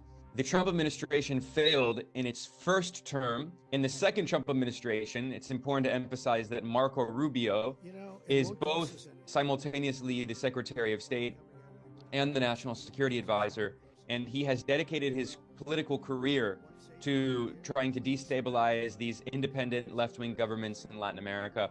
And the Trump administration thinks that if it can succeed in overthrowing the Venezuelan government, then it can also overthrow the left-wing governments in Cuba and Nicaragua. Now Venezuela serves as the primary theater for enforcing this doctrine. The playbook is familiar. Recognize an opposition figure, impose maximum economic and military pressure. During his first term as U.S. president, Trump recognized Venezuela's opposition leader Juan Guaido, who declared himself interim president in January 2019. Venezuela President Nicolas Maduro accused the U.S. of orchestrating a coup and announced the diplomatic break. Since then, the U.S. has continuously intensified sanctions to cripple the Maduro government, a campaign of economic warfare centered on oil, including a ban on the import of Venezuelan crude oil and the freezing of assets of its oil companies in the U.S. Ranking first worldwide, Venezuelan proven oil reserves are largely heavy, sour crude, which is an important feedstock for products in the U.S. petroleum processing industry. Controlling access to this specific resource, whether by seizing the refining asset or the cargo itself, lays bare Washington's true geopolitical gambit to gain control over Venezuela's vast oil resources. Regarding their own resources and energy, in fact, Latin American countries adhere to the principle of independence and autonomy, which is to serve their own economic and social development and oppose the control of foreign capital. I think this is not only reflected in the last 2 or 3 administrations of Venezuela, but also in the ideology of other Latin American countries in this regard. Then this kind of policy demand has always been very strong. In fact, the Maduro government still takes advantage of all feasible conditions to further develop this kind of oil trade relationship with many countries. Trump is actually very worried. If a leeway is left in this regard and he's allowed to conduct trade with other countries, it will provide a very important support for the stability of the Maduro government in Venezuela. Trump sees Maduro's refusing to step down as defiance, which has been met with a military operation, arrests, and U.S. indictment. However, major powers like Brazil, Mexico, and Cuba strongly condemn the actions, with leaders criticizing the attack as a violation of international law and undermining the region's status as zone of peace. Instead of a modern Monroe Doctrine through U.S. coercion, they champion a doctrine of sovereignty and non-intervention. I have lived for many years in Latin America. I've talked to many people in Latin America, and pretty much everyone agrees that this is a form of imperialism, and they are not going to tolerate the U.S. treating this region, which is independent, as its so-called backyard. Latin America and the Caribbean is an independent region. It's a sovereign region. It wants to have its own independent foreign policy. And this is why I think the U.S. government is resorting to these very extreme tactics, including military attacks and threats, because it recognizes that the countries of the region are not accepting the attempt by Washington to impose its hegemony. I think the current approach of the United States actually places its security and development above those of other countries, adhering to the principle of America first, lacking international justice and fairness. Latin American countries have always had the demand for autonomy, whether in terms of security or economic and social development. Throughout the 200-year history of the Monroe Doctrine, they have been striving to break away from the United States' dependence and reliance on it and achieve greater autonomy. They must explore the diversification of such partners. So I think Trump's extreme military operation this time, in my personal opinion, is a very clear signal of the decline of the United States hegemony in the Western Hemisphere.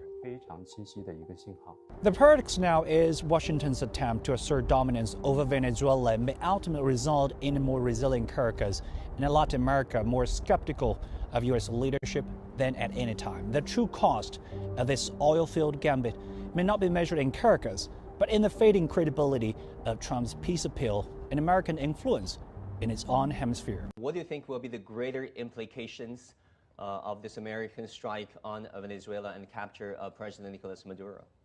It's a very dangerous moment. I mean, what we're seeing is a kind of reversal of the anti-colonial movements of the late 20th century. And it reminds me of the 1970s when the U.S. had something known as Operation Condor, in which the U.S. supported a series of right-wing military dictatorships all across South America. And essentially what we've seen is that the U.S. is trying to go back to this era. It does not want Latin American countries to be independent and sovereign. It wants to make sure that every country in the region obediently follows Washington. And it's part of this larger kind of Cold War mentality we see in Washington. The national security strategy says very clearly that the Trump administration wants to create an entirely new supply chain for critical minerals, including rare earths. And by the way, in addition to having oil and gas and gold, Venezuela also has critical minerals and rare earths. So this is all part of this kind of war mentality in the United States, where they want to turn all of the Western Hemisphere into what they call Fortress America and create a new supply chain and use the natural resources of the region in order to prepare for future conflict. So what will we see in the near future? I'm afraid we're going to see more U.S. attacks in other countries in Latin America.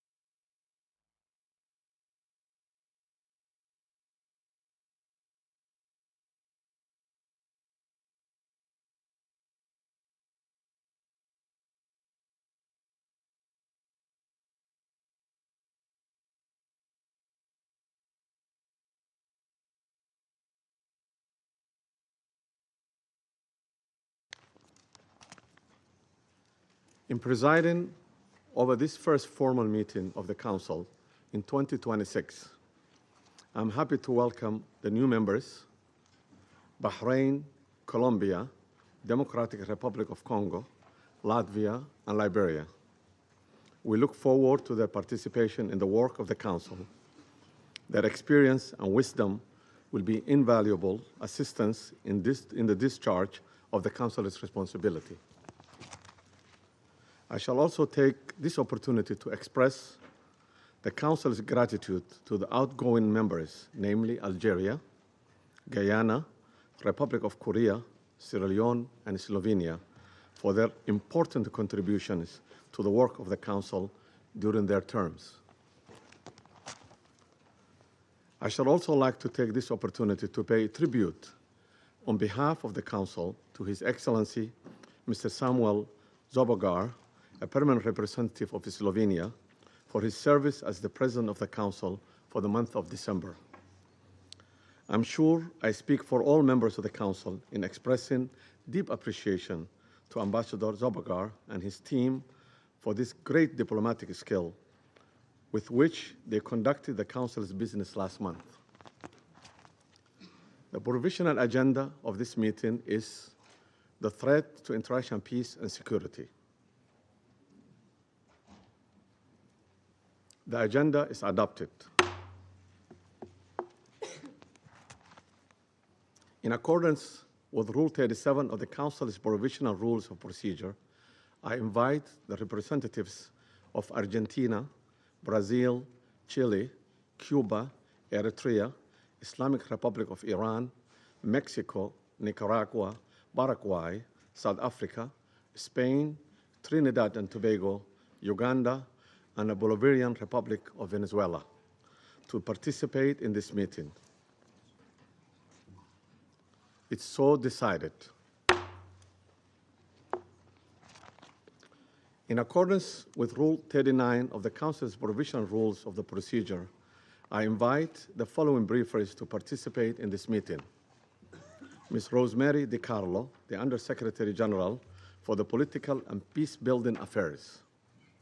Mr. Jeffrey Sachs, President of UN Sustainable Development Solutions Network and Director of Center for Sustainable Development at Columbia University, and Ms. Mercedes de Freitas, Founder and Executive Director of Transparencia Venezuela.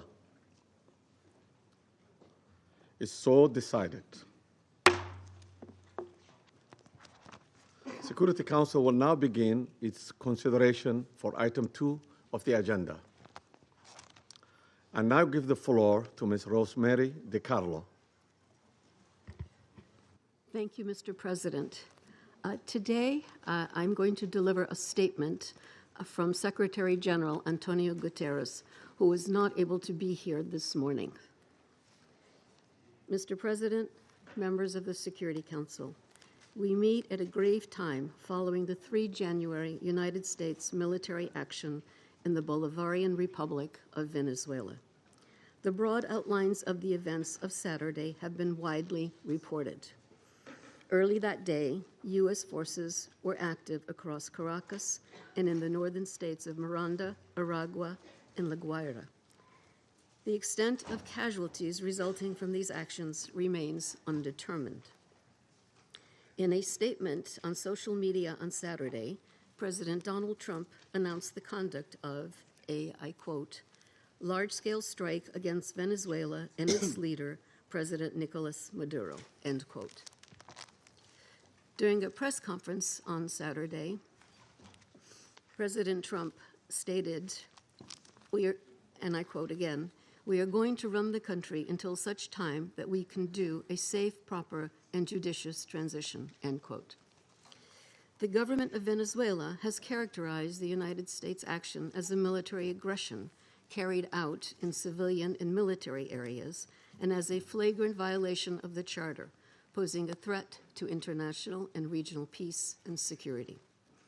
As we speak, President Maduro is being held in New York, accused by U.S. authorities, along with his wife, Cilia Flores, of serious criminal offenses. What is less certain is the immediate future of Venezuela. I am deeply concerned about the possible intensification of the instability in the country, the potential impact on the region, and the precedent it may set for how relations between and among states are conducted. Mr. President, the situation in Venezuela has been a matter of regional and international concern for many years now.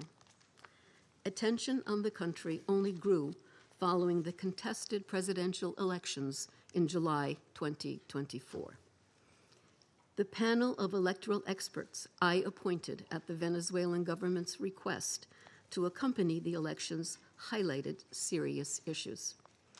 We have consistently called for the full transparency and the complete publication of the results of the elections. As reported to the Council on 23 December, the Office of the High Commissioner for Human Rights has cataloged serious violations. On 3 January, Venezuelan interim President Delcy Rodriguez invoked an emergency decree throughout the national territory, extending additional security powers to the government. Mr. President, the latest developments follow a period of heightened tensions beginning in mid-August, as discussed in this Council on 2 previous occasions. I have consistently stressed the imperative of full respect by all for international law, including the Charter of the United Nations, which provides the foundation for the maintenance of international peace and security. I remain deeply concerned that rules of international law have not been respected with regard to the 3 January military action. The Charter enshrines the prohibition of the threat or use of force against the territorial integrity or political independence of any state. The maintenance of international peace and security depends on the continued commitment of all member states to adhere to all the provisions of the Charter. Mr. President, Venezuela has experienced decades of internal instability and social and economic turmoil. Democracy has been undermined. Millions of its people have fled the country. The situation is critical, but it is still possible to prevent a wider and more destructive conflagration. I call on all Venezuelan actors to engage in an inclusive, democratic dialogue in which all sectors of society can determine their future. This entails the full respect of human rights, the rule of law, and the sovereign will of the Venezuelan people. I also urge Venezuela's neighbors and the international community more broadly to act in a spirit of solidarity and in adherence to the principles, laws, and rules erected to promote peaceful coexistence. I welcome and am ready to support all efforts aimed at assisting Venezuelans in finding a peaceful way forward. Mr. President, Excellencies, in situations as confused as complex as the one we now face, it is important to stick to principles. Respect for the UN Charter and all other applicable legal frameworks to safeguard peace and security. Respect for the principles of sovereignty, political independence, and territorial integrity of states. The prohibition of the threat or use of force. The power of the law must prevail. International law contains tools to address issues such as illicit traffic in narcotics, disputes about resources, and human rights concerns. This is the route we need to take. Thank you, Mr. President. I thank Ms. DiCarlo for her briefings. I now give the floor to Mr. Jeffrey Sachs. Mr. President, distinguished members of the Security Council, the issue before the Council today is not the character of the government of Venezuela. The issue is whether any member state, by force, coercion, or economic strangulation, has the right to determine Venezuela's political future or to exercise control over its affairs. This question goes directly to Article 2, Section 4 of the United Nations Charter, which prohibits the threat or use of force against the territorial integrity or political independence of any state. The Council must decide whether that prohibition is to be upheld or abandoned. Abandoning it would carry consequences of the gravest kind. Let me offer some background. Since 1947, the United States foreign policy has repeatedly employed force, covert action, and political manipulation to bring about regime change in other countries. This is a matter of carefully documented historical record. In her book, Covert Regime Change, political scientist Lindsay O'Rourke documents 70 attempted U.S. regime change operations between 1947 and 1989 alone. These practices did not end with the Cold War.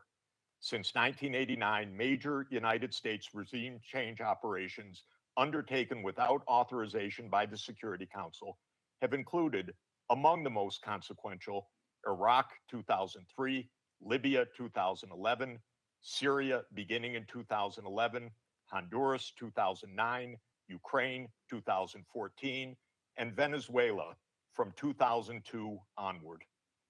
The methods employed are well established and well documented. They include open warfare, covert intelligence operations, instigation of unrest, support for armed groups, manipulation of mass and social media, bribery of military and civilian officials, targeted assassinations, false flag operations, and economic warfare. These measures are illegal under the UN Charter, and they typically result in ongoing violence, lethal conflict, political instability, and deep suffering of the civilian population. The recent U.S. record with respect to Venezuela is also clear. In April 2002, the U.S. knew of and approved an attempted coup against the government. In the 2010s, the United States funded civil society groups actively engaged in anti-government protests. When the government cracked down on the protests, the U.S. followed with a series of sanctions. In 2015, President Barack Obama declared Venezuela to be, and I quote, an unusual and extraordinary threat to the national security and foreign policy of the United States. In 2017, at a dinner with Latin American leaders on the margin of the UN General Assembly, President Trump openly discussed the option of the U.S. invading Venezuela to overthrow the government. During 2017 to 2020, the United States imposed sweeping sanctions on the state oil company PDVSA. Oil production fell by 75% from 2016 to 2020, and the real GDP per capita declined by 62%. The UN General Assembly has repeatedly voted overwhelmingly against such unilateral coercive measures. Under international law, only the Security Council has the authority to impose such measures. On the 23rd of January 2019, the United States unilaterally recognized Mr. Juan Guaido as interim president, and a few days later froze approximately $7 billion of Venezuelan sovereign assets held abroad and gave the designated authority over certain of these assets. These actions form part of a continuous U.S. regime change effort spanning more than 2 decades.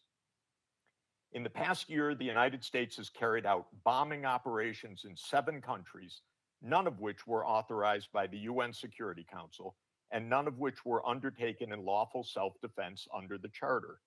The targeted countries include Iran, Iraq, Nigeria, Somalia, Syria, Yemen, and now Venezuela. In the past month, President Trump has issued direct threats against 6 UN member states, including Colombia, Denmark, Iran, Mexico, Nigeria, and of course, Venezuela. Members of the Council are not called upon to judge Nicolas Maduro. They are not called upon to assess whether the recent U.S. attack and ongoing naval quarantine results in freedom or in subjugation. Members of the Council are called upon to defend international law, and specifically the UN Charter. The realist school of international relations, articulated most brilliantly by John Mearsheimer, accurately describes the condition of international anarchy as the tragedy of great power politics. Realism is therefore a description, not a solution for peace. Its own conclusion is that anarchy leads to tragedy. In the aftermath of World War I, the League of Nations was created to end the tragedy through the application of international law. Yet the world's leading nations failed to defend international law in the 1930s, leading to renewed global war. The United Nations emerged from that catastrophe as humanity's second great effort to place international law above international anarchy. In the words of the Charter, the UN was created, quote, to save succeeding generations from the scourge of war, which twice in our lifetime has brought untold sorrow to mankind. Given that we are in the nuclear age, failure cannot be repeated. Humanity would perish. There would be no third chance. To fulfill its responsibilities under the Charter, the Security Council should immediately affirm the following actions. The United States shall immediately cease and desist from all explicit and implicit threats or use of force against Venezuela. The United States shall terminate its naval quarantine and all related coercive military measures undertaken in the absence of authorization by the UN Security Council. The United States shall immediately withdraw its military forces from within and along the perimeter of Venezuela, including intelligence, naval, air, and other forward deployed assets positioned for coercive purposes. Venezuela shall adhere to the UN Charter and to the human rights protected in the Universal Declaration of Human Rights. The Secretary General, I recommend, should immediately appoint a special envoy mandated to engage relevant Venezuelan and international stakeholders and to report back to the Security Council within 14 days with recommendations consistent with the Charter, and the Security Council should remain urgently seized of this matter. All member states should refrain from unilateral threats, coercive measures, or armed actions undertaken outside the authority of the UN Security Council. In closing, Mr. President and distinguished members of the Council, peace and the survival of humanity depend on whether the United Nations Charter remains a living instrument of international law or is allowed to wither into irrelevance. That is the choice before this Council today. Thank you very much. I thank Mr. Sachs for his briefings. I now give the floor to Ms. Mercedes de Freitas.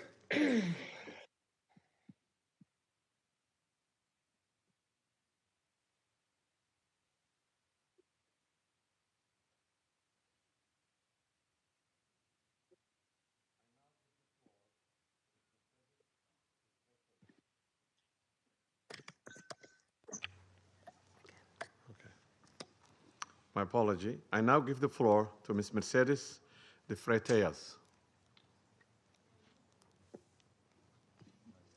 Good morning. I speak in Spanish. Please give the translation. Buenos días, embajadores, Good morning, representantes de estados y ambassadors, gobiernos. Gracias representatives por esta of oportunidad. states and governments. Thank you very much for giving me this opportunity to speak. Sí, sí, no me escuchan. Can you hear me? Aló, aló, ¿me Can you escuchan? hear me?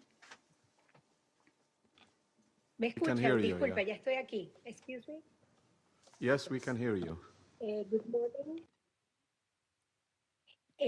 I speak in Spanish. Buenos días, señores embajadores, Good morning, representantes de ambassadors, estados. representatives Gracias por esta of oportunidad heads de of state and presentar los government. resultados de Thank you investigaciones que to desde Transparencia enable me to Venezuela tell you something about Transparency hemos estado Venezuela, desarrollando para the work that we have been doing para la